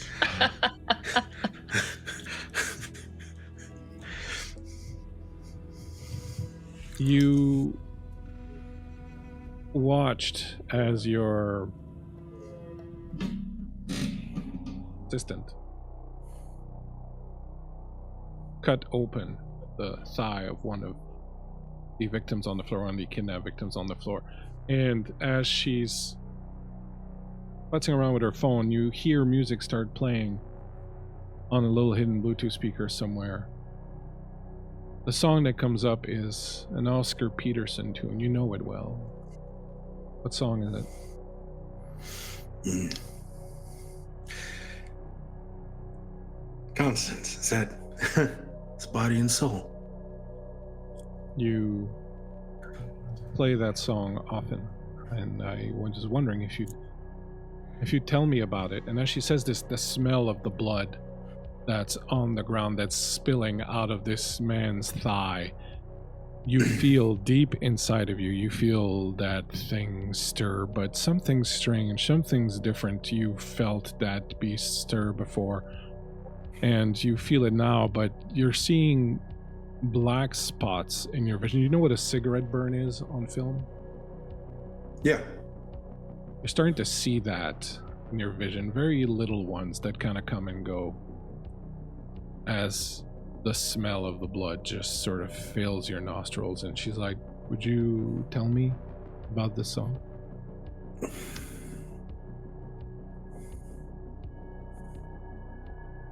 My mother used to paint, and she would find her inspiration in jazz, specifically Oscar's music. It's kind of like that chaos that you were talking about before, but it's so controlled. At the beginning, he sweeps up and down the keys, just creating a wild tone, but it all finishes towards the end. It's a combination of skill and madness that just evens into beautiful dulcet tones.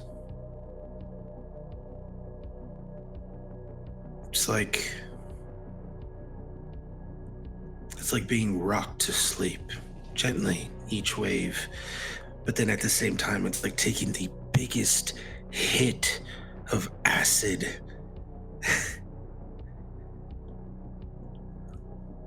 It's confusion, but it's controlled confusion, controlled chaos. The sweetest confectionery you could ever dream of, and the strongest shot of whiskey that could ever be made.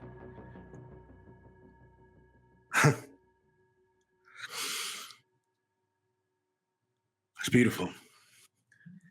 You play jazz or blues or? It's been a while, but yeah. I assume that's what the piano's for. And he stands there with his eyes closed, just swaying. I want to read you something, and she pulls a piece of paper from her bag, and you see that it's a page from a book that she's ripped out and folded. And there's a Canadian writer called Michael Ondaatje. His first book was called Coming Through Slaughter, and it was a book about Buddy Bolden, who many people say invented jazz. Have you ever heard of Buddy Bolden? And your character certainly would have. Buddy Bolden is a cornet player from New Orleans who is credited with invented jazz, even though he never recorded it. And she unfolds the page and she reads, "Then I hear Bolden's cornet, very quiet, and I move across the street, closer.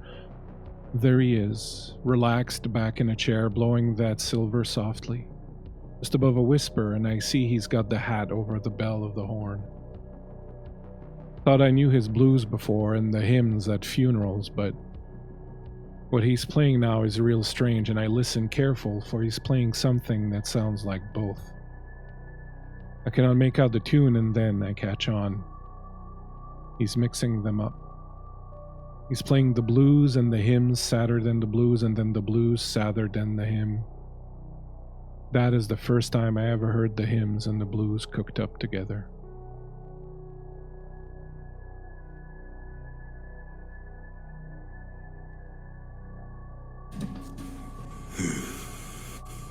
I was wondering, Arkham, if you would play me this song as the song finishes. And your vision now is half of what it was. It's filled with these black spots, and the hunger that's inside of you is something terrible.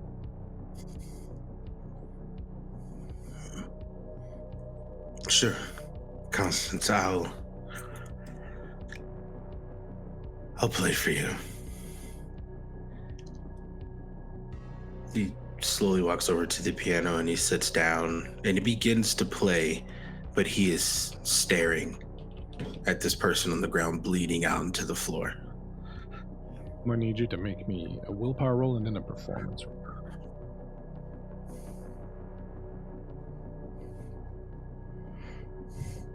Okay, performance. Gonna use some night moves because why not? We're having a good time. It's 4 successes on the performance. And Blake, you can railroad me on this one if you'd like, but I'd like to choose to fail the willpower. You want to choose to fail the willpower? Yes. And I think it comes through his playing. He hits the keys a little harder. He hand sweeps across a little bit faster. The tones are quickened in pace. They're more erratic. They've gone from actual smooth tones to clanking on the keys as he's just wide-eyed looking at this pool of blood.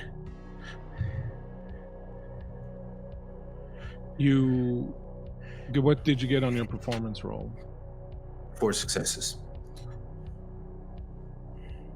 The rendition is one of the best you've ever heard, and it almost surprises you at first to realize it's coming from your fingertips. You haven't played in so long, and you always hesitated, especially to play this piece because of how meaningful it is. But tonight you let go. You go to town on it. You just feel your way through it. You rip through it in a way you've never before. The emotion seems to move from deep inside of you, through your arms, through your fingers, straight into the piano. It's almost as if the piano is not an instrument, but it's just an amplifier that amplifies what's inside of you.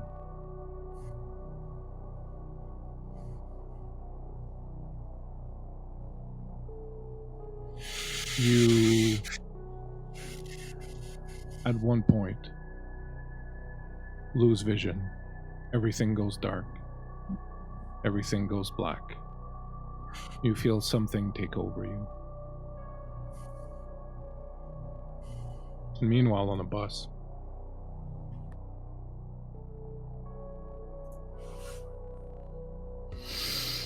Well, isn't that interesting?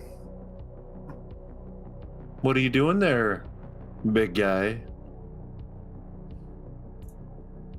Just found myself a little honey in need of some spiritual guidance.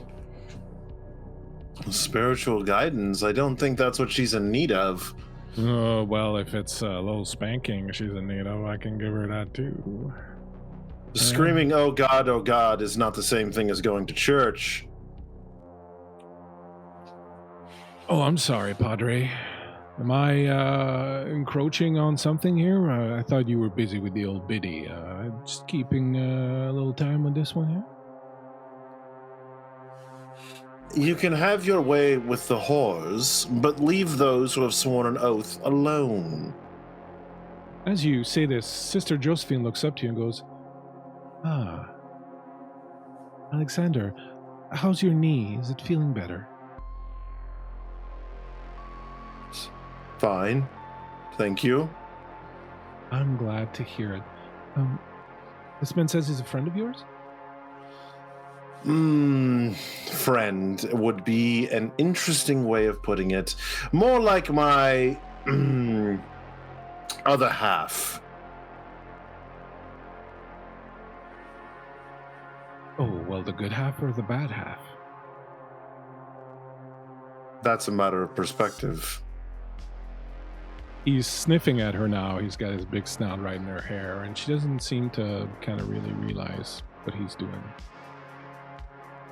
Come on, Padre. We can share. Wouldn't be the first time. No, it wouldn't be. But if you're going to breed the bitch, get it over with. I thought you'd never ask. And as he says that, you hear from behind you, Alex. And you recognize the voice of Bridget, your sire. Speaking of bitches. Hello, mother dearest. Who let you out? You turn around, you see your sire. She's dressed kind of like the Virgin Mary. She's holding a lamb in her arms, and the lamb is suckling blood from one of her breasts. Outside the window, the city seems to be in flames. It's very strange. I've come to get you. Seems you're no longer fit to lead your congregation. You see a halo growing. Her hand and feet start to bleed. You feel sharp pains as your hands and feet start to bleed also.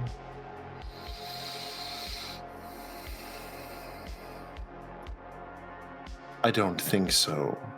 I'm certainly not going to leave my flock to the likes of you. At least I bring them salvation. What do you bring? You bring them salvation how? All I've seen you do is defile their bodies and beat yours up. Do you still wear that ungodly thing on your thigh? I think he unconsciously rubs at his thigh a little bit, trying to find the leather strap to tighten it once more. Perhaps, but I absorb their sin and free them. You simply seek to entrap them. Reveling in someone's sin is not the same as retrieving them from it. It is when I consume it. And as you say that, you hear a lot of wet sounds and crunching sounds coming from behind you where your shadow was.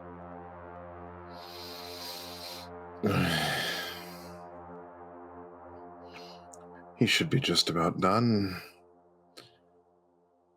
I think in that moment, he begins to look around. You notice at the back of the bus, staring at you, is Elise.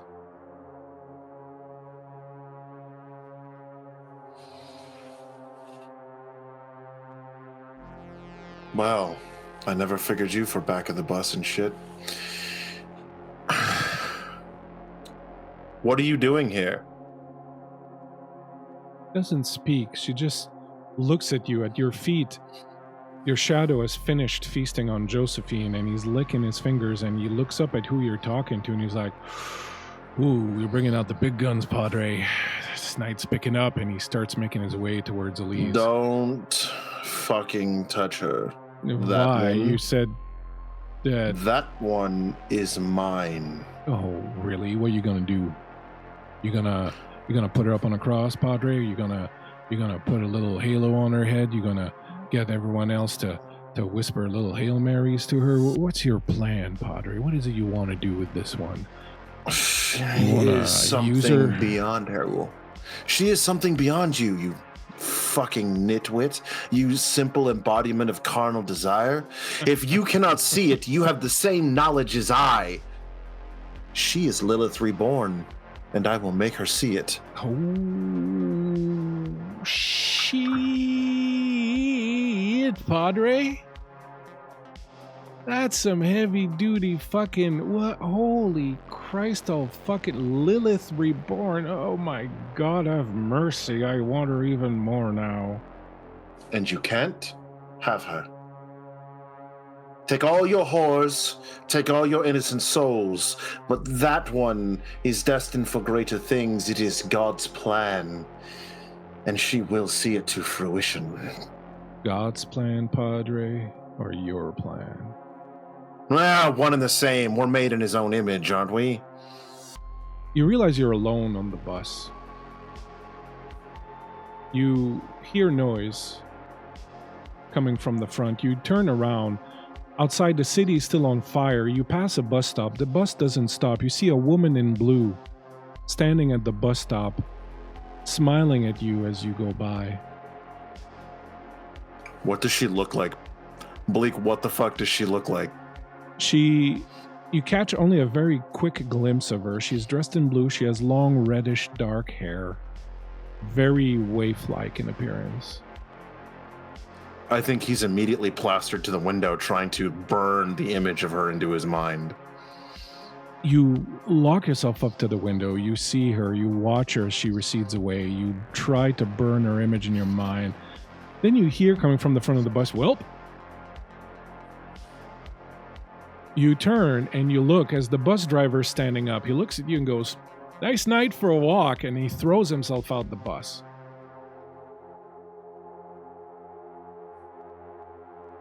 Am I the only one on the bus? You are currently the only one in the bus.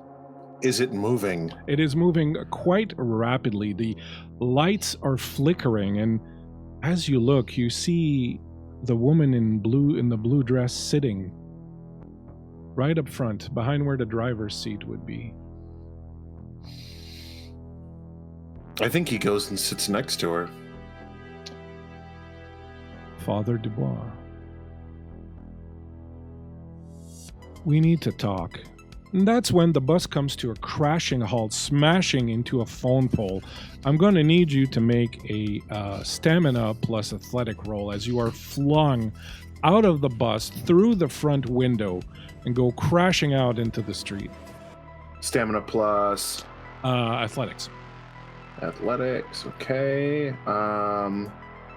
I would like to burn 3 of my night moves on this one, please. Go. Don't. It's not worth that much. You're not going to take aggravated damage. Oh, okay. Let me see here. You know what? I'm still going to burn at least 1 night move on this, making it 4 successes. Excellent. You roll through the window, shards of glass cutting at you, but your vampiric nature heals that up almost immediately. You hit the front of the bus, you hit the phone pole, you go spinning around, you feel things snapping and cracking inside of you, but again, your vampiric nature takes over, and by the time you hit the ground and are rolling, you feel that just about everything has come back into place. And as you stand there, or rather lie there,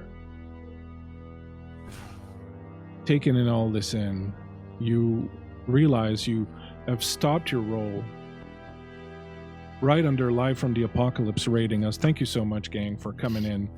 We appreciate it. You look up into the sky and you realize there's a big billboard up over you.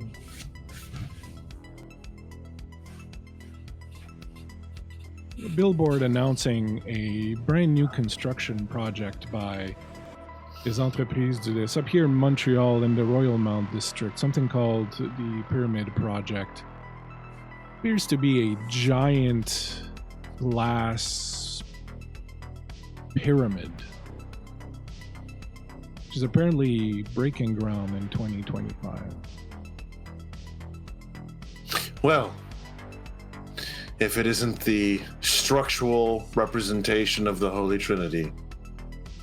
Interesting. What do you do? I think he sits up for a moment. Well, as he stands up.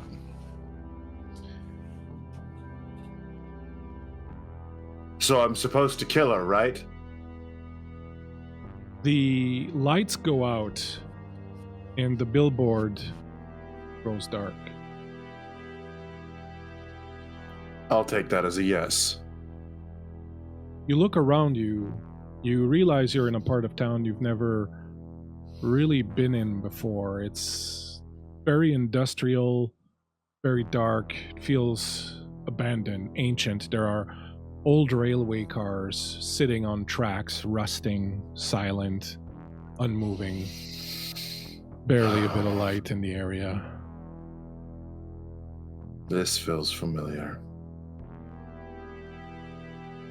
The decay. Why must you show me that which I already know? The city rots from within. I am trying to revitalize it. Faith will bring us together. Just allow it to happen.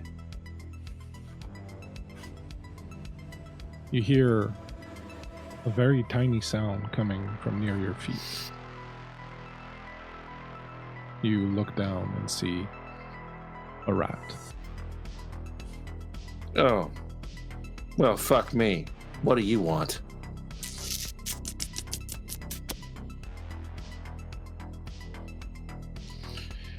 And where is your lord and master, my little disease-ridden envoy? You've never seen a rat smile and do a jig before, but you're pretty sure this is what this one just did. And it turns around and heads off towards where the trains, the empty husks of the rusting trains, are resting. Lead on, Feifel.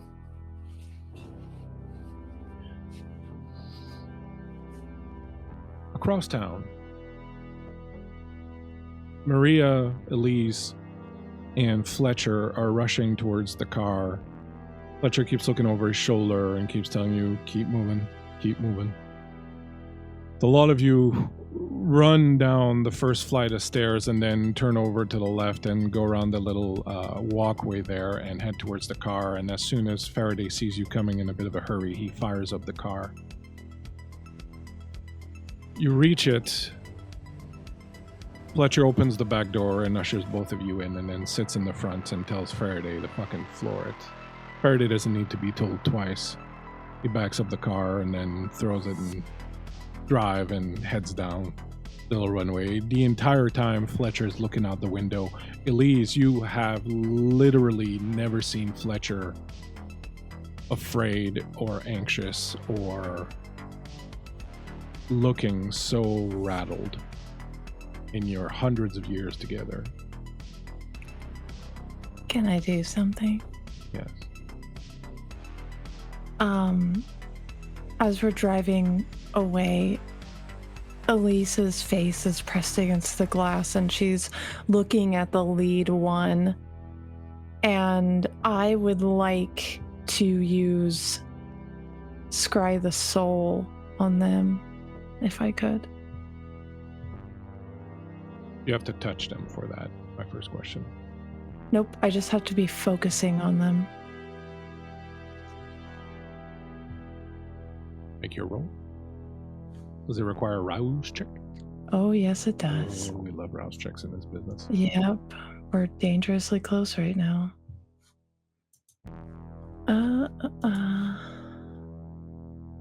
Success. Yeah. Okay.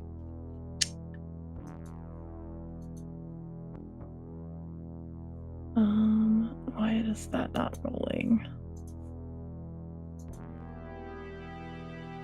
Okay. What is happening? Hold on, I need to refresh my page. It, like, selected some things and did something weird. Okay.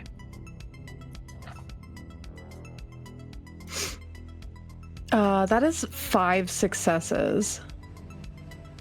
Okay, give me 1 second. Mm-hmm. Would you like a reminder on what this does? Yeah, please, while I'm doing this. By focusing on a person, the vampire can perceive the state of that person's psyche as a shifting aura of colors.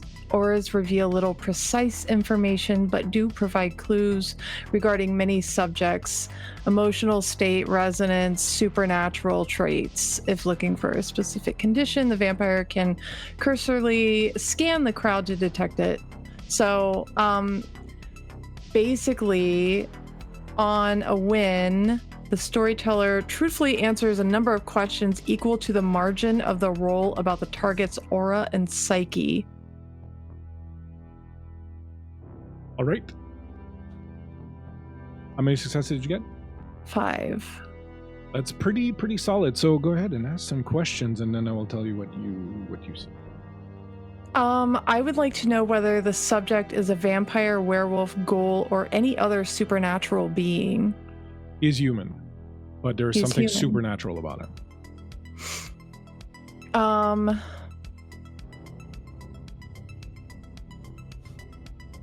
Oh, 1 second. Okay, no.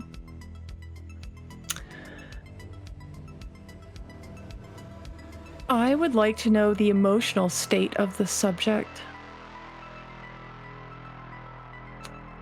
Very calm and a little, I don't know if arrogance an emotional response, but there's a calmness and a I'm about to do something kind of feeling to it. Okay.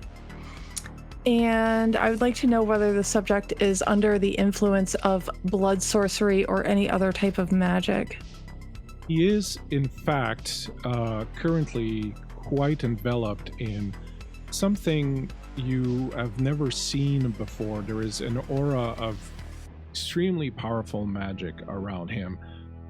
It feels a lot like, a bit like the Knave felt, a bit like the sun might feel, a little bit like you imagine standing in the presence of perhaps not God, but maybe Michael or one of the other archangels. And Rachel, Maria, and everybody else in the car see Elise erupt in flames as sunlight erupts out of her mouth.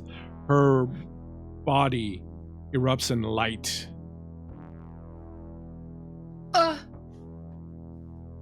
Meanwhile,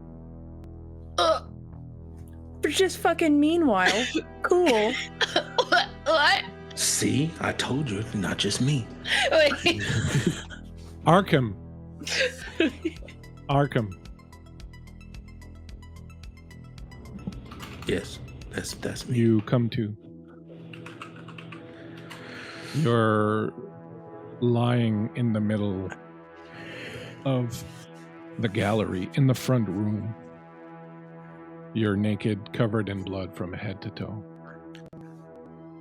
The paintings, works of art, have all been ripped off the wall, placed into a neat little pile along with your clothes, and set on fire. The sprinklers went off. You are swimming in water and blood, and everything is drenched.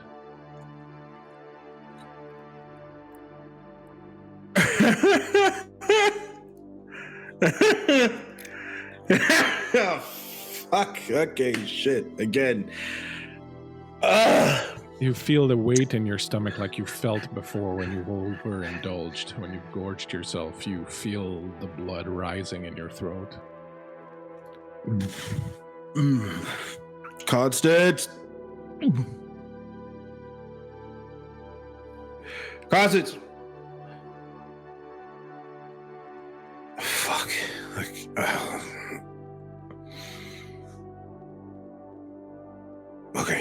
Okay. I go back to the room. You walk into the back room. You see pieces of people on the floor. The two people that were bound and gagged on the carpet have been savagely disassembled. There are bits and pieces of them everywhere, bits of flesh and bone. There's blood everywhere. The man in the suit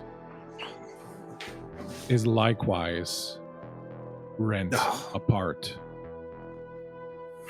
Blood covers the walls, blood covers the couches. The place smells of, well, it smells like an abattoir. Let's face facts.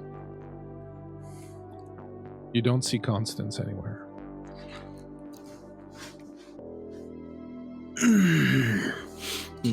And my clothes are completely burned? Yep.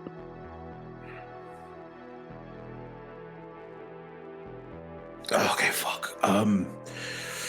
Okay,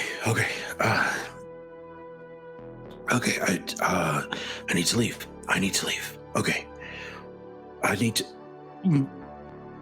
leave. As you start looking around, trying to find something to where you hear sobbing coming from behind a door, you notice there's probably like a bathroom or something. Arkham stumbles over to it and like overly aggressively snatches it open. You snatch it open, you see Constance just sitting on the other side of the toilet, just making herself as small as she can. She has been crying. Her makeup is entirely running down her face. You can tell that she is wounded. There's blood that's leaking away from her. And as you come in and she's shaking and she's crying, she's got her flick knife and she holds it up in front of her and says, "Don't you fucking dare touch me again. I will fucking shove this so far up your gullet, my elbow's gonna disappear." Hey, fuck, stop. Jeez, stop. What happened?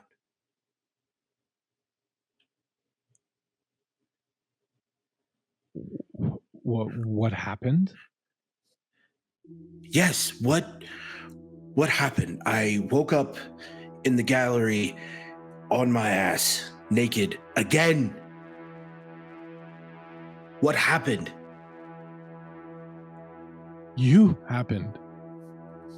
You went absolutely crazy. You were bestial. You fucking ate everyone. You fucking ate everyone, Arkham. Every last one of them, and you tried to do it to me. And I was really fucking lucky that you got distracted by Monsieur Henri, because you would have done it to me too. Okay.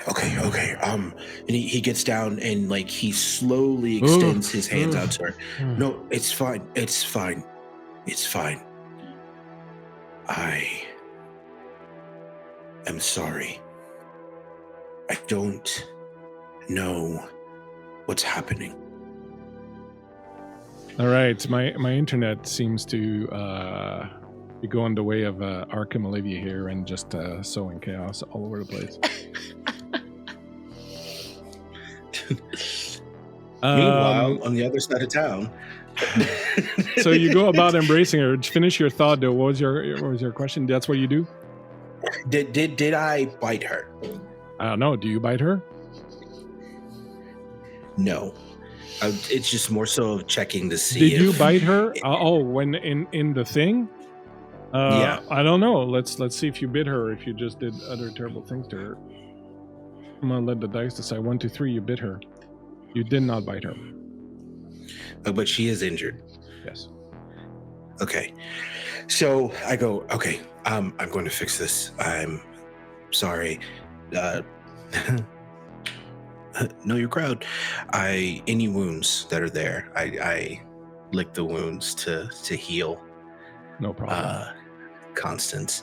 And she's I afraid kind of you, shaking, just like. And I sit there and I hold her and I go, I would never consciously hurt you, Constance. You're too important to me. You're the only friend I do have.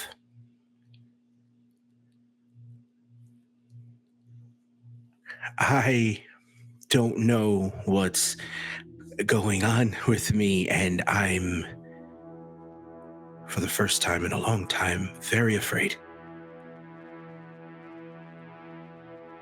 And I need to change.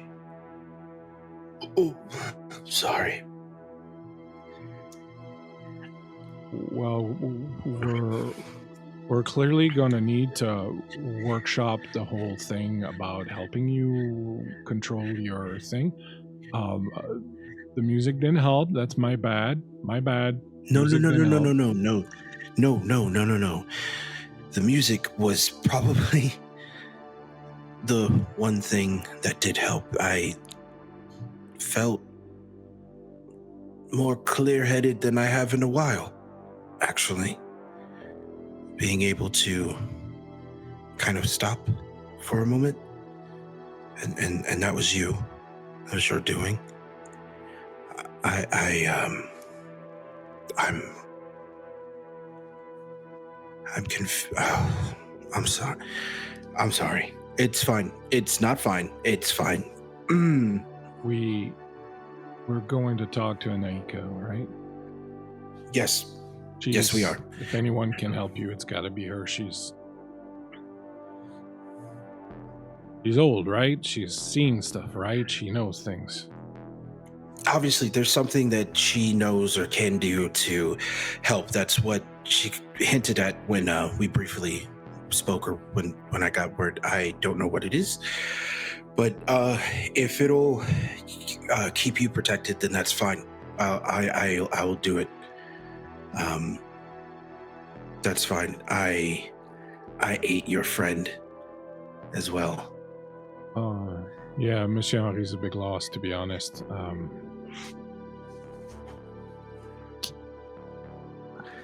But, you know, it brought us to this point where you realize you have a problem, and realizing you have a problem is the first step in curing it. So I'd say that, you know, we have an omelet and we had to break a few eggs to make it. So, you know. Yeah, 3 eggs specifically. It's the premier omelet. I have no clue what you just said, but I'm sure it's delicious. Yeah. Another thing, and he stands up, and he still's got this concerned look on his face, but he looks deep into Constance's eyes and he goes, don't ever forget what you saw here. I couldn't if I tried. Years of therapy are going to do nothing for me. I'm going to need you to push that same fear and doubt to anyone else who's going to stand against us, because I can't do it. I have to walk quietly, like you said, but I need you to speak loudly for me. So don't forget what you saw here. Well, thankfully for us, and she lifts up her phone. I got a lot of it on video.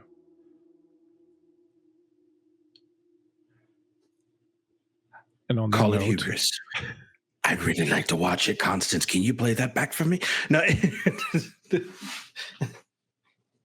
And on that note, I might be having internet issues.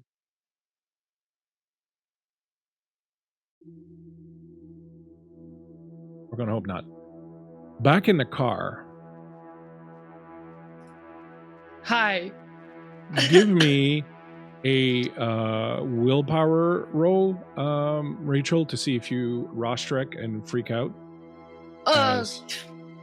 Okay. As Elise erupts into holy light and flame. Remind me again, a willpower roll is You roll a number of D10 or D10 equal to your willpower. Thank you. No hunger dice, just straight up.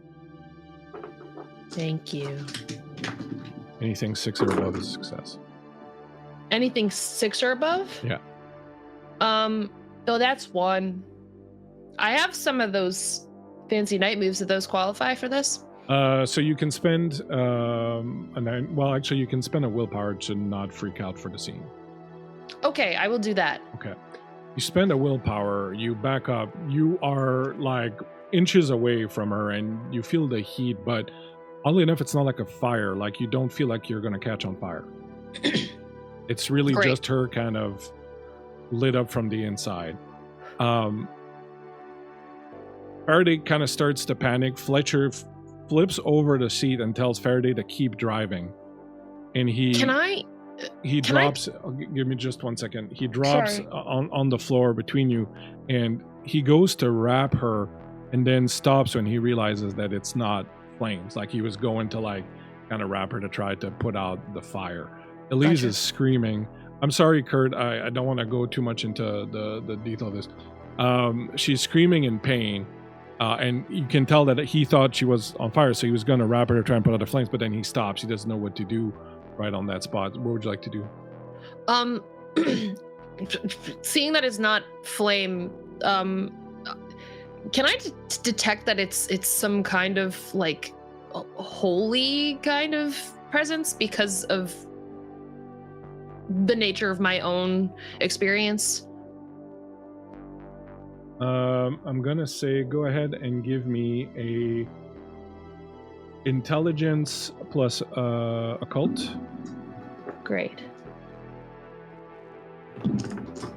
Elise Meanstwiles, can you give me you're gonna give me a stamina roll. Do you have any fortitude, Elise? No. Okay, so give me a straight up stamina roll. Okay. Can I use some night moves? Yeah, absolutely. And one night move counts for two dice. extra dice. Yeah. So I would like to use 2 night moves. Go for it. I have 4 successes. You absolutely recognize it as holy fire, as holy energy that is burning her from the inside, basically. Then, with that knowledge, I don't know. I don't know how these things work. I yell at Fletcher to get off of her. And I would like to effectively conjure my own holy energy as I see it, and I would like to try and heal her. Okay, we'll get back to that in a second. What did you get, Elise? 2 successes. 2 successes. You're going to take 3 aggravated damage. Okay. As you're being consumed by this fire from the inside. When you mark aggravated damage on your sheet, on your health bar, I think you have to click twice so that it becomes an X rather than a slash. Okay. That was going to be my question. Yeah.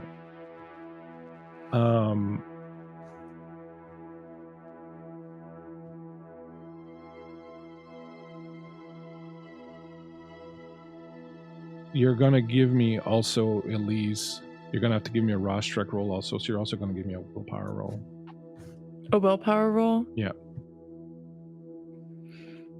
I have a question. I have 2 willpower checked, but I think that was from Demimond. Would I get those back by now? Yeah. Yeah, okay. Yeah.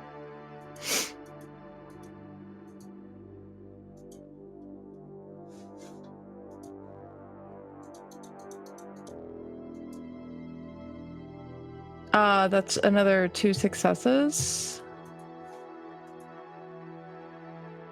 Okay.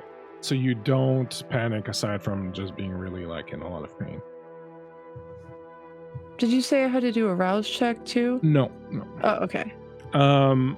You're gonna give me a rouse check, Maria. I fail. The beast stirs inside of you as you kind of try to draw upon your power inside of you, and you kind of get the feeling the beast doesn't like this kind of power. It's not happy with what you're doing. You feel a sharp pain in your forehead as your third eye opens. Blood starts to pour down the wound. Every time the eye opens, it rips the flesh and blood starts to drip down. You see Fletcher realize this, see this, and kind of his eyes go wide. I think, Creep, you're probably in too much pain why not to notice right now. We'll see after if your character remembers seeing this. As you reach out and try to help her, this is what's going to happen. Your power is based on you taking something of the other one. So usually what happens for a salubri is that you reach out and you take all or part of the soul of the person you're trying to heal inside of you, and then you can heal the body. Now, you don't know this per se because your character doesn't know this stuff, but you, as you reach out to her, you realize two things are going to happen if you want to help her. One, all or part of her pain and her damage is going to transfer to you. Two, you're going to have to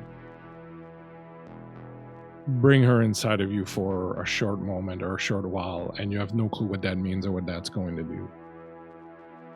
You don't know how she's going to react to that. Out of the corner of your eye, you're seeing the way Fletcher's reacting to you, and you're not certain how he's going to react to that. So with all that said and done, Maria, would you like to try and heal Elise? Or would With you all rather my heart. not? With all my heart, I would like to. So give me a intelligence plus presence roll. I am very sorry. Manipulation plus presence. Okay.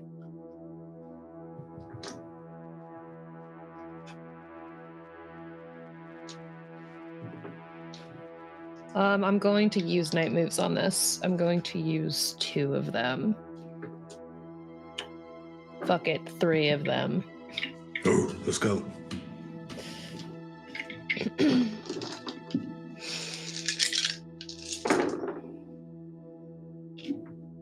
Incredible. Oh, okay, hold on.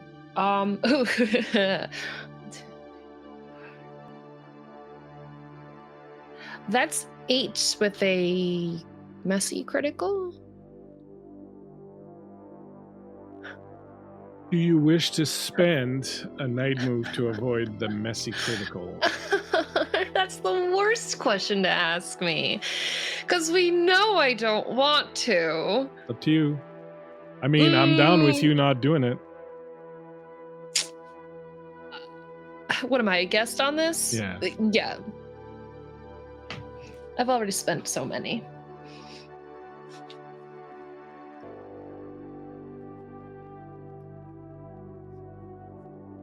Oh, he's cooking. Elise, you open your eyes. You're inside the oratory, in the place where you couldn't go earlier. You're sitting in one of the pews. Sunlight's coming in through the windows. The stained glass windows are creating this incredible mosaic of color on the white walls of the oratory nave, on the floors, on your skin. The sunlight feels warm and beautiful on your flesh. Your flesh is entirely free of blemish. You have no tattoos. You have nothing to mar you.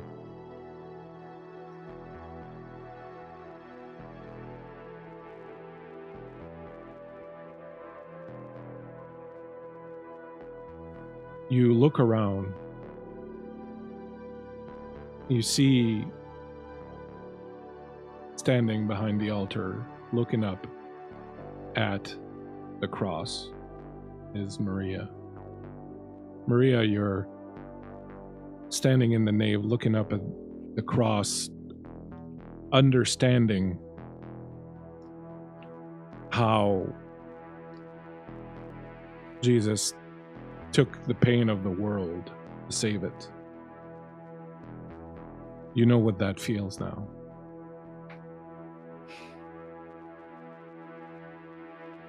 What do you guys do?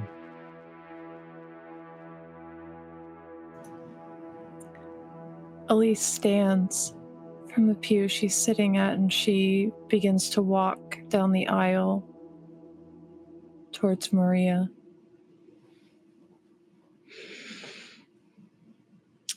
Maria turns to look at you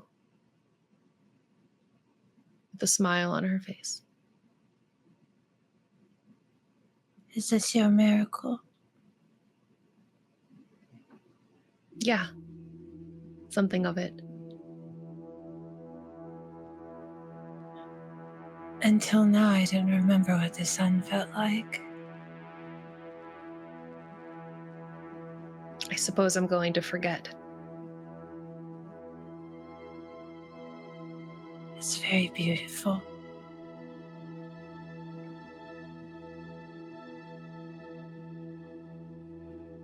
I'm happy to do this.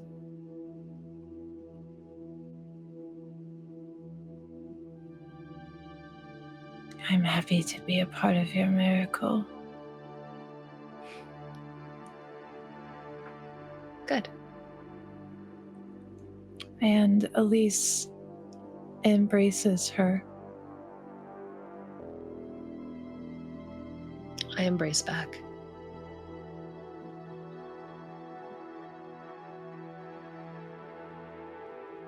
At least you feel strange, as if you're slipping away, slipping back into something. You notice that it's dark out. The pain's gone. You're embracing Fletcher. He's holding you tight. The pain that was there a moment ago, the pain that you were sure was about to end, is gone. He's holding you, and even as you try to pull away from him a little bit to see what's going on, to assess the situation, he holds you even tighter. Says, just stay here for a moment.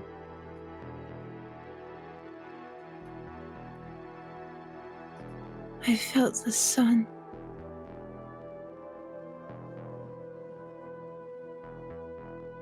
I'm glad for you. Been nice.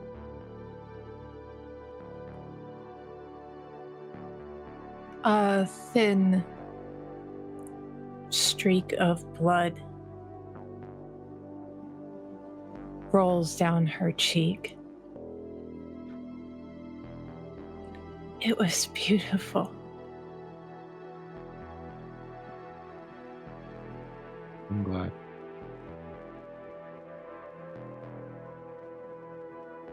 I'm glad that something beautiful came out of it. And he holds you tighter. And he says, Maria's gone. What? Maria's gone. What do you mean, gone? She's gone, Elise. But she can't be gone. I only saw her a moment ago. The blood is just streaking her cheeks now. He releases you, and you see Maria's body slumped in the seat next to you. She was way too young to turn to ash, but there's already slight signs of decomposition that have started to appear. The skin is turning gray. The eyes are closed except for the one in the middle of her forehead.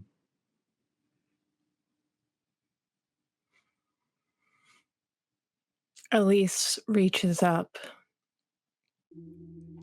and very softly touches the lid of that eye and draws it closed.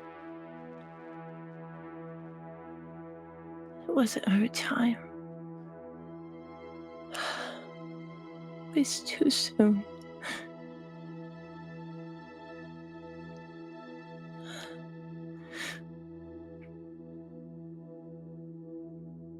And on that note, we are going to end session. The Vampire Masquerade.